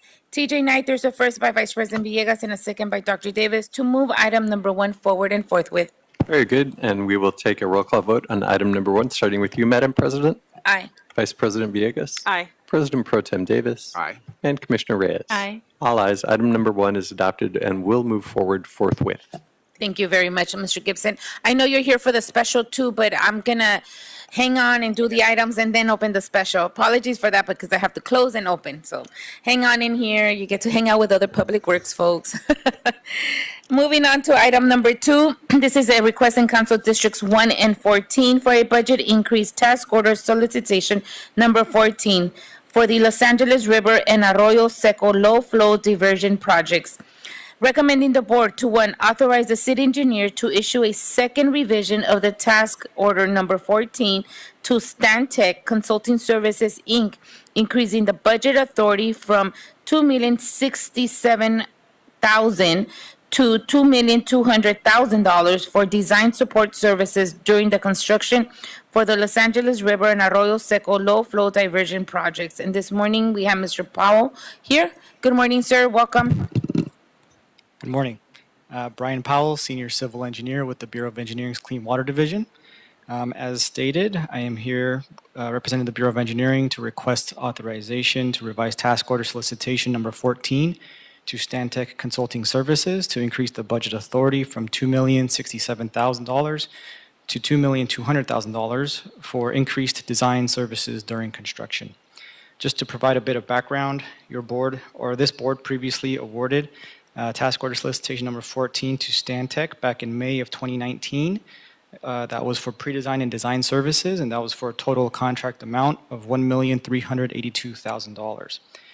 We did come back in August of 2021, and that was to increase the budget by a total of $685,000. So that took it from $1.38 million to $2,067,000, and that was to support the project through construction. Just to provide a bit of background on the project itself, this task order solicitation is for the Arroyo Seco and LA River low flow diversion projects. The Arroyo Seco project includes 2 low flow diversion sites, and the LA River project includes 3 separate sites. So there are 2 separate construction contracts being supported by this task order solicitation. Each low flow diversion improves water quality in the LA River and Arroyo Seco tributaries by diverting dry weather flow from the storm drain system to the sanitary sewer system, where it will eventually be treated at Hyperion Water Reclamation Plant. The low flow diversions were developed as part of LA Sanitation's obligations to comply with the water quality requirements set forth by the LA Regional Water Quality Control Board. The reason for this request is that we're now in the construction phase and we are towards the tail end, and construction has been significantly delayed over the last few years. One of the bigger delays was trouble getting DWP electrical service to each of the 5 sites. So we experienced delays in getting the sites energized until we can before we can energize the sites. We weren't able to test our equipment. So after energizing each of the 5 sites, we discovered that the pumps that were installed at each of the 5 sites were faulty. So 3 of the 5 pumps were actually returned to the factories, serviced and returned for installation. That also created another significant delay. We are now anticipating construction to be extended to the end of the year, so December of 2023, which is right around the corner. We're currently in the process of commissioning and starting up each of the 5 sites, and we'll be turning the projects over to LA Sanitation for operations and maintenance. So the primary purpose of this request, due to the delays in construction, is to increase the budget so that we can keep our consultant designer, Stantec, around to help us wrap up construction and provide those design services that we need. The services will include responses to requests for information, submittal reviews, preparation of change order drawings, plan clarifications, attending progress meetings, and also startup assistance, which is the most critical part at this tail end. So just to wrap up, the Bureau of Engineering is requesting an increase in the budget by $133,000 from the original budget of $2,067,000 to $2,200,000. Just to wrap up the business inclusion program, Stantec is currently pledging 17.67%. The city's goal is 18%, so we're just shy there. That was for minority business enterprises. For women business enterprises, Stantec is pledging 4.06%, meeting our goal of 4%. For small business enterprise, they're pledging 19.27%. They are short of the 25% goal. For emerging business enterprises, Stantec is pledging 6.94%, short of our 8% goal. This project has been going on for the last 5 years or so, and there have been some things that are outside of Stantec's control, which did decrease the amount that the sub-consultants were utilized. Things like the pandemic changed some of the scope of work, and I guess a primary example of that was the public and outreach and engagement that was scheduled to occur during the design phase. Was all done over Zoom. They were all budgeted to do that in person, and then it was all budgeted or done through Zoom during the pandemic. So that was just a change that was a bit out of their control and did have an impact on their business inclusion program pledges. So that wraps up and just the last thing, the funding is all provided by Measure W. So that wraps up my oral report. I'm available to answer any questions. Thank you for that thorough report, Mr. Powell. I appreciate it. See, Vice President Villegas has a question. Yeah, just a minor question. You just mentioned in your report, and I see that it's been a project that's been with us for some time, and we're just close to finishing. But I've been looking just through the transmittals. It just says the Arroyo Seco. Do you know whereabouts exactly the project is located? So that's actually a good question. We have 5 sites, so 2 of them are part of the Arroyo Seco contract, and 3 of them are part of the LA River contract. The exact locations. You could just send that to me. You don't have to answer it right now. That's fine. But 2 of the sites are tributary to the Arroyo Seco, and the other 3 in the LA River contract are tributary to the LA River. Okay. I'm just curious. I live right next to the Arroyo, so I'd like to know where. Okay. Thank you. Thank you, VP Villegas. Commissioner Reyes. Just a clarification on the funding source you mentioned for this part, it's Measure W, but previously we've used general funds for some portions of the project. Is that correct? That is correct. This project started prior to Measure W funding becoming available to the Bureau of Sanitation. But as soon as Measure W funding was available, I believe they used Measure W to reimburse any expenditures from the general fund. So I think at the end of the day, the entire project is funded by Measure W. And until we complete the project, which is the project completion is the end of this year? Correct. All right. Thank you so much for that clarification. Confirming, you said at the end of this year? Correct. We're currently on track to wrap up startup and commissioning by the end of the year. Okay, sounds. I don't see any other questions. Given that, is there a motion on the table to move item number 2 forward and forthwith? So moved. Thank you, VP Villegas. Is there a second? I second. Thank you, Commissioner Reyes. TJ Knight, there's a first by Vice President Villegas and a second by Commissioner Reyes to move item number 2 forward and forthwith. Very good. And we will take a roll call vote on item number 2, starting with you, Madam President. Aye. Vice President Villegas. Aye. President Pro Tem Davis. Aye. And Commissioner Reyes. Aye. All ayes. Item number 2 is adopted and will move forward forthwith. Perfect. Thank you very much. Thank you, sir. Looking forward to getting this accomplished. And no more impacts. Thank you. Okay, moving on to item number 3. This is a request from Bureau of Contract Administration and the Bureau of Engineering in Council District 14 for a contract acceptance sidewalk repair program, small sidewalk repair access request, acceleration package number 15. Recommending the board to accept this contract. Ms. Wiles is here on behalf of the BCA and looking forward to hearing this. Yes, good morning, President Garcia and Commissioners.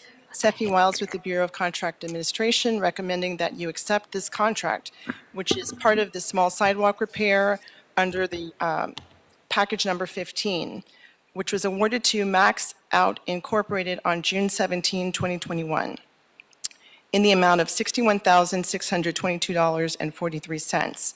The contract was issued and a notice to proceed was issued September 7 of the same year under contract number 128467. All work was completed on January 13, 2022. The project provided for reconstructing the sidewalk to meet Americans with Disabilities Act standards, but not limited to removing and placing sidewalk, new driveway, curb and gutter, and asphalt concrete. There was a not-to-exceed limit of $99,999 even. There were 2 change orders that increased the scope of work in the amount of $2,101 $117.58, bringing the total cost of this project to $63,740.01. The project was completed at 3.44% above its awarded amount and 60.55% below its not-to-exceed amount.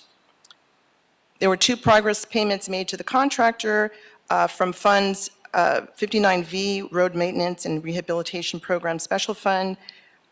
There were no funds disputed or withheld, therefore no funds due to the contractor. The Business Inclusion Program was waived due to the size and scope of the project, and that concludes my report. Very well, thank you for that. Any questions? Any comments? Any objections? Hearing none, thank you so much. Well, hang on, we have to vote on it though, but thank you. Is there a, Dr. Davis just put in a motion, is there a second? Thank you, VP Villegas. TJ Knight, there's a first by Dr. Davis and a second by Vice President Villegas to move item number 3 forward and forthwith. Very good. Very good. And we will take a roll call vote, starting with you, Madam President. Aye. Vice President Villegas. President Pro Tem Davis. Aye. And Commissioner Reyes. Aye. All ayes. Item number 3 is adopted and will move forward forthwith. Great. Now, thank you so much, and we really appreciate when contracts come back this way. So thank you for making sure that it's just tidied up and we're done with this. Thank you. Have a good Friday and a good weekend. Good to see you, Sefi. Moving on to item number 4, this is a request in Council District, a request from Bureau of Sanitation and the Bureau of Contract Administration in Council Districts 2, 3, 4, 7, and 12. This is a request for proposals, processing and marketing of blue bin materials, East Valley, West Valley waste sheds. Recommending the board to authorize the Director of the Bureau of Sanitation or her designee to 1, distribute and advertise the transmitted RFP for the processing and marketing of blue bin materials from East Valley and West Valley waste sheds of the City of Los Angeles. 2, evaluate the proposals based on the established rating evaluation criteria, select and interview the most qualified proposer or proposers. Negotiate a contract or contracts with the most responsive proposer or proposers in each waste shed. And 4, return to the Board of Public Works for authority to award and execute the contract or contracts of each waste shed, subject to mayor and city council approval prior to contract execution. And we are here on item number 4. Good morning, sir. Welcome. Good morning. Good morning, President Garcia, Vice President Villegas, President Pro Tem Davis, Commissioner Reyes, Mr. Knight, and City Attorney Representative, and our board reps. Before I begin, I would like to acknowledge the significance of Latino American Heritage Month. Congratulations to all the Public Works employees honored today, and well wishes to all. My name is Nick Nuccio, and I'm an Environmental Engineering Associate from LA Sanitation and Environment. I manage the Curbside Residential Blue Bin Program. Today, I'll be presenting our request to distribute and advertise a request for proposals for the processing and marketing of residential blue bin materials from the East Valley and West Valley regions of the city. LASAN will evaluate the proposals based on established rating criteria, negotiate a contract with the vendor that provides the best value to the city, and return to the Board of Public Works to award, negotiate, and execute the contract. LASAN defines the East Valley and West Valley waste sheds as the entire San Fernando Valley area within city limits, roughly bounded at the bottom along Mulholland Drive. East Valley and West Valley are split among the 405 freeway. The chosen contractor will provide services to include, but not limited to, receiving the materials at a material recovery facility, or MRF, transloading and transporting material to a MRF, sorting material into their respective commodity streams, baling and storing for shipment to the location of sale, collecting and accounting for revenue, removing and legally disposing of contaminants and residue, and most importantly, complying with all federal, state, county, and local laws. Proposers will be evaluated on their operational experience, workplace safety record, proximity to the San Fernando Valley, facility capacity and equipment, and cost efficiency. The contract is expected to be in place for 5 years, with 2 5-year renewal options that the city and the vendor may mutually agree upon. This makes the total potential life of the contract 15 years. Due to the nature of the contract, the cost may vary. The cost of processing blue bin materials depends on local and international market prices for recycled materials that the contractor receives for selling them.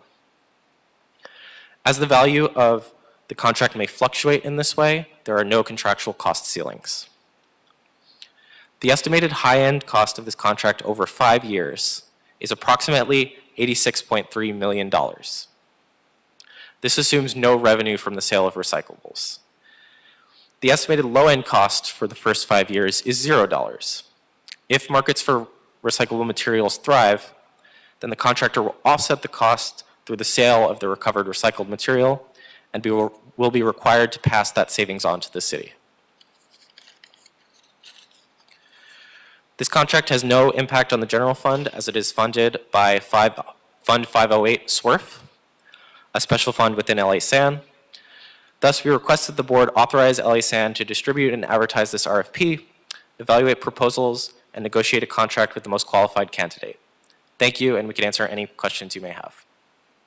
Thank you so much for your report this morning, Mr. Nucio? Nucio? Yes. Any questions, colleagues? Commissioner Reyes? Thank you for this presentation. Just for clarification, this is just for the Valley area, That is correct. and it is for residential That is correct. Blue bin. For residential. Okay, so do you have an estimate how many residential households will be serving in the Valley for this service? Thank you for your question. LA SAN services 282,000 residential households in the San Fernando Valley, and that is about 37% of our total households serviced. And percentage of, do you have a percentage of the tonnage to total that are diverted away from the landfill and then recycled in our blue bin through this service? I don't have that information on me right now, but I will be able to follow up with you if you allow. Okay, and is Ron gonna come up and give an answer, Ron? Are you coming in? Go ahead. To answer your question, Commissioner, there's an estimate of about 450 tons per day from the East Valley, from the Valley waste sheds. That includes East and West Valley.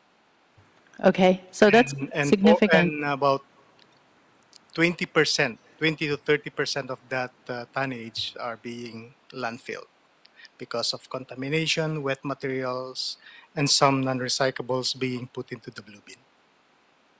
Okay, so that means that the education and the outreach will be very important, and what role will sanitation play in addition to what the potential vendor or service provider will do in terms of that outreach and education?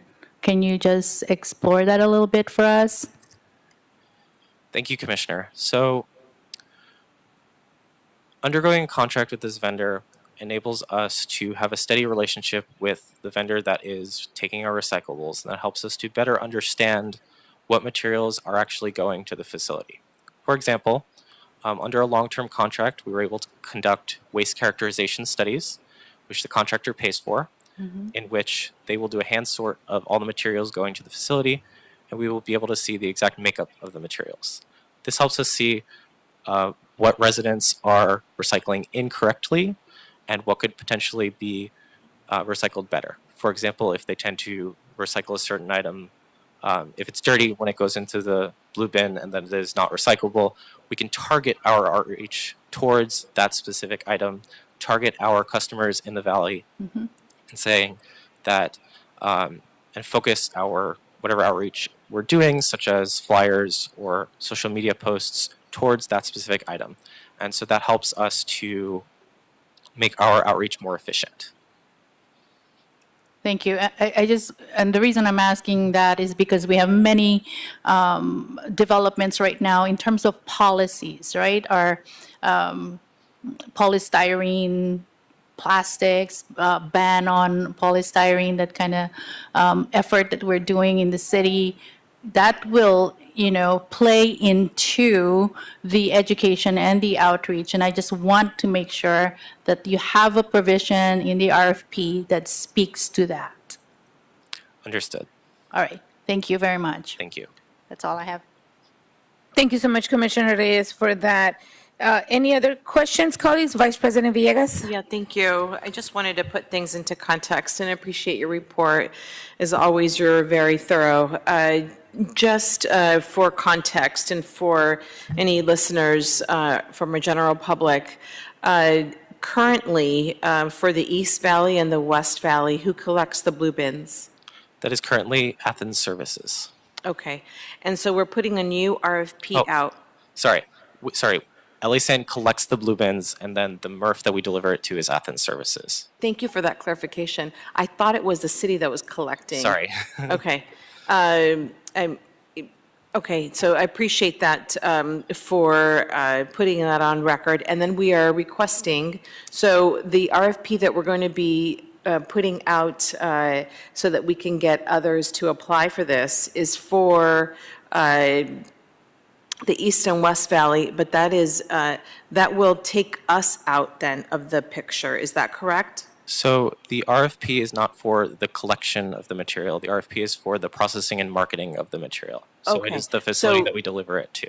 Thank you for that. When, as it is second nature for you in your business, right? When I see processing and marketing, I assume that, and probably other residents that may be listening to these conversations may think that that is pickup. So what do you mean by processing? Because I understand what marketing is. Yes, thank you. I think that's an excellent question. I acknowledge it's confusing by the fact that That's I'm just okay. confused right now. Yeah. So when we talk about the processing and marketing of materials, this is essentially what happens when after materials are picked up by an LA Sand truck, they dump it at a recycling facility. That's probably the most common layman term for Okay. what we call a material recovery facility. And this is a material that sorts the plastic and metal and glass and paper into those respective categories. And then after that, by marketing it, they're going to sell it to somebody who wants to make a post-consumer recycled material. For example, a notebook that's made of recycled paper. The people who make that notebook want just paper that's come from recycled bins. So it is the material recovery facility's job to sort into those specific categories and then sell material that is clean and is just of that category to a potential manufacturer. Okay. Thank you for that. All right. And then currently you mentioned that we have Athens. Is that right? Yes, they are currently our contractor for the valley. Okay. And so this RFP will, their contract is going to be over. So they are under temporary letters of agreement, not a long-term contract. Okay. Thank you. And so then the terms of this new potential RFP would be 5 years with 2 renewals? That's correct. Okay. And that is two, did I read, is it 2 5-year renewals? That's correct. Okay. So potentially a total of 15 years. That's correct. Okay. All right. Thank you. I don't have any more questions. Thank you so much, Vice President Villegas. I have just a technical question slash comment. I see here that after today, once this gets approved, you'll advertise it, right? That's correct. There's a 5-week intermission till the due date. Is that enough time for such a huge project and such a huge contract like this? So we hope that it is enough time, but we will take that into consideration if you believe it is not. I almost feel like we should, and I don't know what my colleagues think of that, but I feel like it's a 5-week, almost like a month, and and a 1 week of that. I mean, you guys are the experts, so when you put out RFPs like this at this amount and at this level, do you usually get a good amount of proposals coming in? This is of course, a specialized opportunity, yeah. opportunity. So we will advertise the project not only on RAMP, but also through, for example, SWANA, which is the National the North American Municipal Waste Organization. And so we will make sure that this gets advertised to the professionals in the field. Okay. I think that your colleague wants to add more context. Good morning, Cecile Bunso, Division Manager for LA Sanitation and Environment. So, Board President, normally it's standard for us to release our request for proposals. This is the standard timeline we normally do in sanitation. We normally give our vendors a month to submit their proposals after our pre-bid meeting, but they always have an opportunity if we see that we need to extend the deadline. We have the opportunity to do that. So all of our contracts, we follow the LA Sands contracts group. So all of our contracts are advertised through RAMP LA. Okay. Well, given what you just said, your pre-bid meeting is October 26th. That will definitely not be a month after if your deadline is November 17th. So I would strongly suggest and recommend that you, from the October 26th date that you have your pre-meeting, that is the month from that. So it would technically give us now 8 weeks, right? So definitely, we can move the deadline to submit the proposal. So once the board approves the release of the RFP, it'll probably take a week for the board to release the documentation to sanitation. And we are aiming to advertise this, do the pre-bid meeting end of October and advertise it right away and give the vendors at least a month to prepare for their proposals. If we need to extend the deadline, we can do so as well. I think you're going to have to, and because your proposal is scheduled for October 26th, and if you want to give them a month after that, it will technically take you into Thanksgiving week and not November 17th. So you're going to have to extend that. Perhaps we could do it right before the holiday, or come right the week after the holiday. If you're really going to do the 4 weeks after the pre-bid, it's going to have to be the last week in November then. November 27th is that week of that. Okay. If my colleagues do not object, I would like to propose that we do a technical amendment to extend it from October 26th, 4 weeks after that. Any objections, colleagues? None. None. Okay, but you do that internally, right? We don't have to do it as amended now, right? That's correct. Okay, perfect. That is correct. I'm sorry to interrupt, President Garcia. So that is correct. What you are voting on, or what you will vote on today, does not include that level of detail of the bid submission date. Okay, I understood. I always just try to pay attention to those kind of things because it's important for everybody to know. So I would say then that your deadline will now be November 27th. I hope it's not a weekend, so you're going to have to work on those days. So, okay. All right, colleagues. Any other questions? Vice President Villegas? Thank you. And thank you for those questions, President Garcia. And just to ensure transparency, I realize that we do have a current contract with Athens and the window may be short. But, I'm sure that they will also be reapplying for this program, but, we're trying to give an opportunity to everyone. And I understand the logistics, in terms of their transfer station being close enough and transportation and all that. But just for optics and transparency, just want to ensure that this is open for all those that are interested in providing services to the city of Los Angeles. Thanks. Thank you, VP Villegas. Any other questions? Any other comments? Hearing none, is there a motion on the table to move item number 4 forward and forthwith? So moved. Thank you, Commissioner Reyes. Thank you, Dr. Davis. TJ Knight, there's a first by Commissioner Reyes and a second by Dr. Davis to move item number 4 forward and forthwith. Very well, and we will take a roll call vote on item number 4, starting with you, Madam President. Aye. Vice President Villegas. President Pro Tem Davis. Aye. Commissioner Corsant, who also for the record had rejoined us at 11:59 a.m. Aye. Thank you. And Commissioner Reyes. Aye. All ayes. Item number 4 is adopted and will move forward forthwith.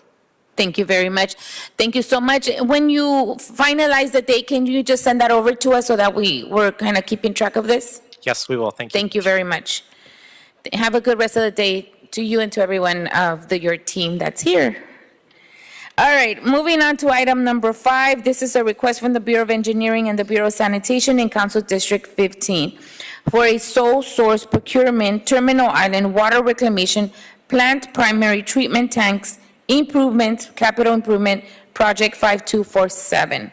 Recommending the board to, 1, authorize the city engineer to sole source the procurement of Brentwood Industries, Inc. Polychem chain and flight sludge and scum collection system for a not-to-exceed amount of $1,757,464.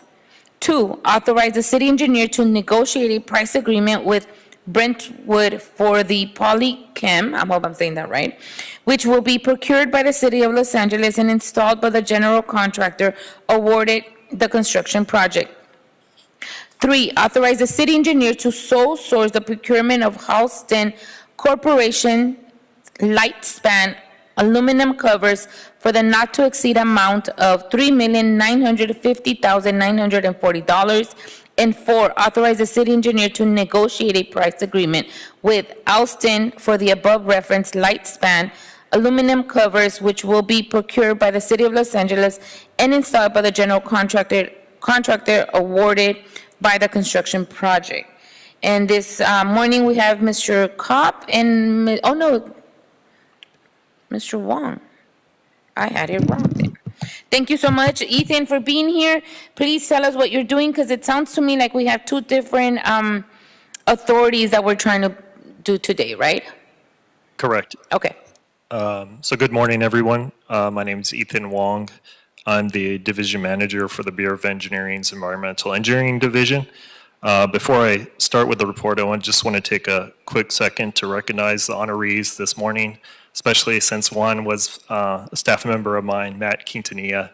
He does amazing work and most likely will be assigned this project in construction. Just want to also quickly recognize Dave Kopp, who is also here, and he nominated Matt for this recognition, and really appreciate the work of all our staff here at EED.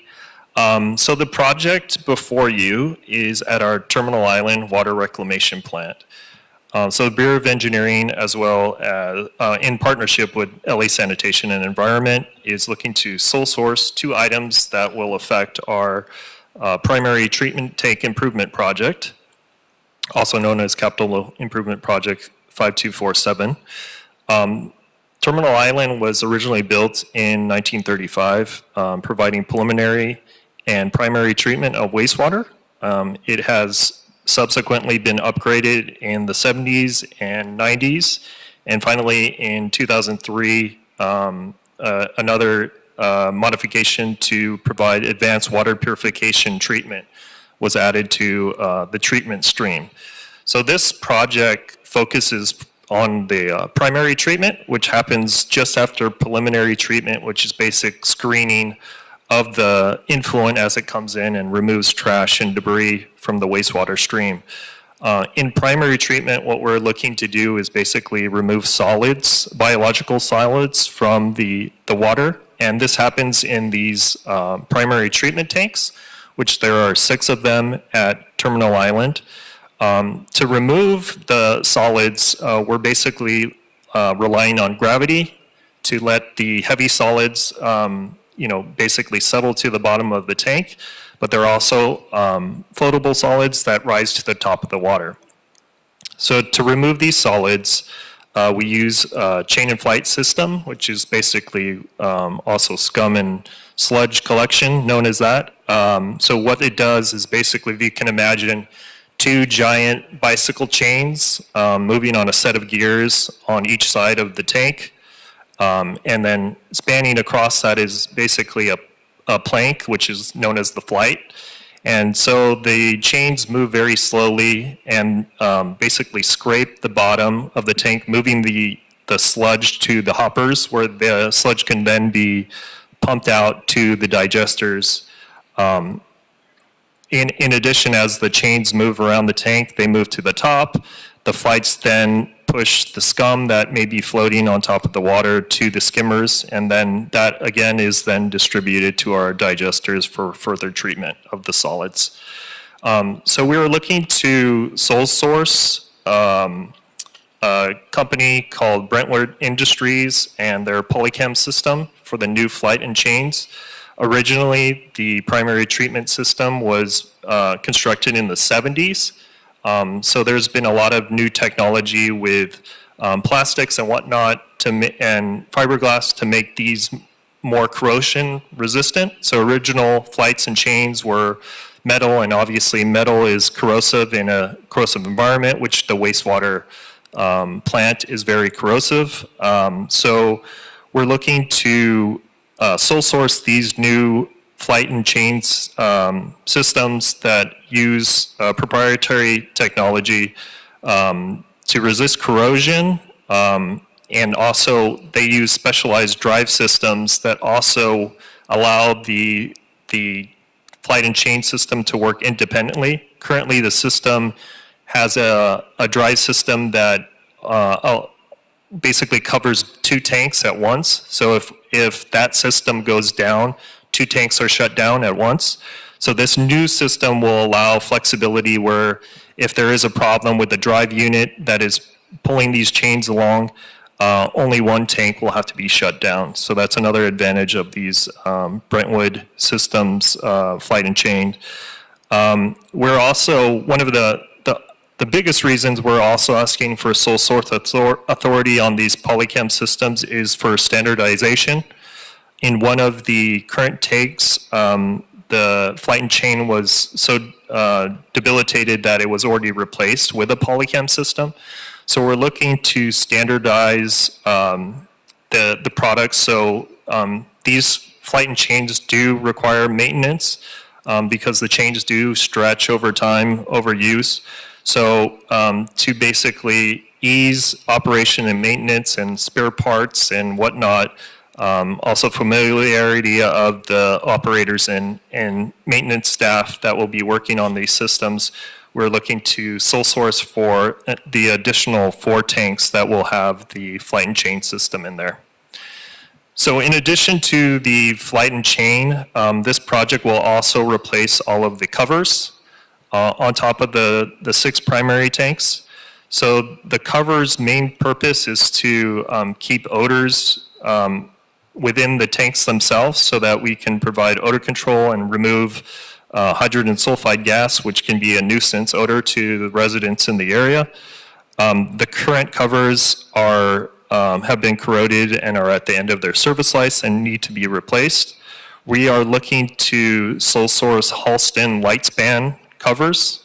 The advantage of the Halston covers is that they come with a proprietary observation hatch for routine inspection by the operators, and this happens at a daily basis and quite frequently. So if you can imagine, the current covers span over 10 feet, and they're rather heavy, and they require 2 workers to lift and inspect the wastewater. These new covers will allow just a single operator to open a hatch and look in. They're also much smaller, so this will prevent any fall hazards into the tank, which is also a big safety concern at our plants. These covers have also been used at Hyperion with great success, so we're looking to standardize and provide these down at Terminal Island as well. The city attorney has reviewed this sole source report, and that concludes everything I wanted to discuss, and I'd be happy to answer any questions regarding this. Thanks. Thank you so much, Mr. Wong, for your report. You always do a great job in making sure we understand what we are doing here. Any questions, colleagues? Hearing none. And I imagine this is a sole source, right? Correct. Okay. It is. Sorry about that. And the reason is because they're very specialized equipment that you're putting there, right? Correct. Yeah. Sole sourcing really helps with the operation and maintenance of our plant. When our staff that do a great job in maintaining these plants, have to learn one type of system and can also procure spare parts for just one type of system, it keeps costs down and also makes them more efficient at replacing things as things are, break down or need maintenance. Now, is this the same company that also supplies this same equipment at the other water reclamation plants? We use some different manufacturers for the flight and chains. Hyperion has a different system that is manufactured by Evoqua, but because Polychem already has been installed in one of the tanks at Terminal Island, and that system is relatively new, we want to standardize at the plant so the spare parts are there for each plant. Okay, that's exactly what I wanted to ask. So you're starting your standardization plan now with this equipment? Correct. Okay. It seems like that's something that will be more beneficial for us in the long run. Correct. Yeah. Is that the same plan for the rest of the plants? And you don't have to answer because I know there's a different person in charge of the different plants, but if you know that already. No, yeah, it will definitely vary from plant to plant based on what, the preferences of the plant manager. I see. Based on the preferences of the plant manager? Yeah, the individual plant managers. So the LA San operates 4 different plants. So obviously they're in different locations throughout the city. So Terminal Island being in the San Pedro region, Hyperion closer to LAX. So spare parts are stored at that individual plant. So based on the equipment and the needs of the plants are also set up differently, or different sizes and whatever, so they all have different requirements. Okay, understood. Any other questions, Commissioner Reyes? Just a question, there are 6 primary tanks, correct? And each of them the cover will be changed? And I know each cover is like custom made for us, as I understood, because of Hyperion. So I would assume that there is a sort of like a scheduled process depending on each tank's age, the condition of the tank. And so if that is the case, how long or what is the time frame for the completion of all the 6 primary tanks? Yeah, that's a great question, and I think you definitely hit the nail on the head with the complexity of the operation and how the tanks need to stay online to provide treatment while we're doing construction. So, because we can only sometimes take one tank offline to do the construction work, we are expecting a prolonged construction schedule. I don't have the exact duration, but I believe it's roughly 3 years to do the actual construction work. Can you keep us posted on that? And at the same time, my concern is also as we go through each tank, there is a potential of odors being emitted. Are we doing fence line monitoring? What else are we doing in terms of mitigating the odors so that then we can also mitigate complaints around the neighboring communities that we serve? Yeah, that's a big concern of ours is always odors. In the process, when we do shut down a tank, we do thorough cleaning of each tank, so to remove any biological solids that could still contain hydrogen sulfide, which is the odorous gas that emanates from wastewater treatment plants typically. So before we take something out of service, we'll make sure that the tank is completely cleaned, and it will also be flushed a series of, I believe, 7 or more times. So it's basically filled with clean water and then drawn down again to make sure all of the solids are removed from the project. But we will also take into account odor monitoring in the case of construction. And I think my suggestion is that we model what Hyperion is doing in terms of outreach and update to the communities, to the surrounding communities, so that we're then transparent in the way we do the work, and that there's an adequate notification to the community of what it is that we're doing at certain points, because this is like a major, activity in this plant, and the last thing we would need are our community members complaining about the odors and other emissions coming from Tillman. Yeah, your point is very well taken, Commissioner. Yeah, we will work with Sanitation's Public Affairs Office to coordinate that. Thank you. Thank you so much, Commissioner Reyes, for making that suggestion. I do agree with that too as well. Okay, any other questions, colleagues? Any concerns? I have a question. Commissioner Corson. Thank you.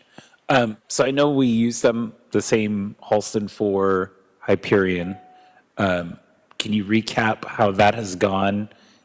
If there were any delays or any issues that we should be aware of before we approve this one? As the Halston covers have been installed at Hyperion, we have experienced some delays with production. But as far as when the covers have come on site and been installed, we have seen a better capacity of containing odors within the tank, which is the primary purpose of why the covers are installed. And then we have also seen operators have really been excited about the fact that the covers are much easier to remove, so their daily inspections are much easier.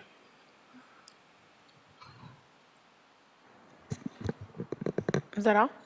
Okay, thank you, Commissioner Corson. Any other questions, comments, objections? Hearing none, is there a motion on the table to move item number 5 forward and forthwith? So moved. I'm going to take Commissioner Reyes and VP Villegas. TJ Knight, there's a first by Commissioner Reyes and a second by Vice President Villegas to move item number 5 forward and forthwith. Very good, and we will take a roll call vote, starting with you, Madam President. Aye. Vice President Villegas. President Pro Tem Davis. Aye. Commissioner Corsant. And Commissioner Reyes. Aye. All ayes, item number 5 is approved and will move forward forthwith. Thank you very much. Thank you so much, Mr. Wong. You're on your way now. Thank you. Thank you. Have a good weekend. Thank you to the team that was here supporting, emotional support. Have a good weekend, everyone. Moving on to item number 6. Sefi, are you here for 6 and 7? Oh, no, got it, okay. Item number 6, this is an AFE for South Coast Air Quality Management District. Bureau of Street Services and Office of Accounting are requesting board approval and execution of an authority for expenditure in the amount of $45,000 for the annual operating and emissions fees and permits associated with asphalt plants and other facilities for fiscal year 2023-2024. We are here joined today by, are you with the sanitation department? Street services. Okay, welcome, sir. My name's Chuck Kwan, civil engineer with Bureau of Street Services. I'm here to report that we're requesting authority for expenditure for $45,000 for annual fees for 3 facilities that the Bureau manages, the Asphalt Plant 1, Asphalt Plant 2, and the Van Norman vegetation recycle yard. The 3 facilities has a annual renewal fee and a flat emission fee. And for the asphalt plants, there's additional air toxic fee and an air emission fee. For the 3 facilities, last year we requested $35,000, and we came out short because of due to the additional asphalt that was produced in Asphalt Plant 1. So we had to come back for AFE last year. So this year we're requesting $45,000 in anticipation of fee increases by the Air Quality Board. So last year it was close to $40,000. This year we're requesting $45,000. Okay. Thank you so much for giving us that background. Are these, basically, it's about the same price. I think you said $35,000 last year, now it's $45,000. Okay, it's about the same price. Any comments, objections on this item? Hearing none, is there a motion on the table to move item number 6 forward and forthwith? Moved. Thank you, Dr. Davis. Is there a second? Thank you, VP Villegas. TJ Knight, there's a first by Dr. Davis and a second by Vice President Villegas to move item number 6 forward and forthwith. Very good, and we will take a roll call vote, starting with you, Madam President. Aye. Vice President Villegas. President Pro Tem Davis. Aye. Commissioner Corsant. Aye. And Commissioner Reyes. Aye. All ayes, item number 6 is approved and will move forward forthwith. Great, thank you very much. We have to pay our bills, so thank you. Thank you for doing that. Moving on to item number 7, this is a stop notice to DN Tanks. DN Tanks, Inc. is transmitting a stop notice in the amount of $175,700 for construction on the pre-stressed circular concrete infiltration tank for OHL USA, Inc. in connection with the Argo Drain Sub-Basin Facility Project. And who do we have here for this item, TJ Knight? Madam President, stop notices are administrative items which still must be voted on, but we have no staff, typically have no staff presentations, as we do not today. Correct. It's a communication item. You're right. Okay, is there a second to my motion to adopt item number 7? Thank you, Dr. Davis.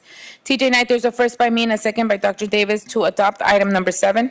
Very good, and we will take a roll call vote, starting with you, Madam President. Aye. Vice President Villegas. President Pro Tem Davis. Aye. Commissioner Corsand. Aye. And Commissioner Reyes. Aye. All ayes. Item number 7 is received and will move forward forthwith. Thank you very much. TJ Knight, have we cleared the desk for the regular Public Works meeting? That is correct, we have. Thank you. We are now officially adjourned for the regularly scheduled Board of Public Works meeting. We are going to open the special meeting for Friday, October 13, 2023, and this is a special meeting for the Board of Public Works. Thank you.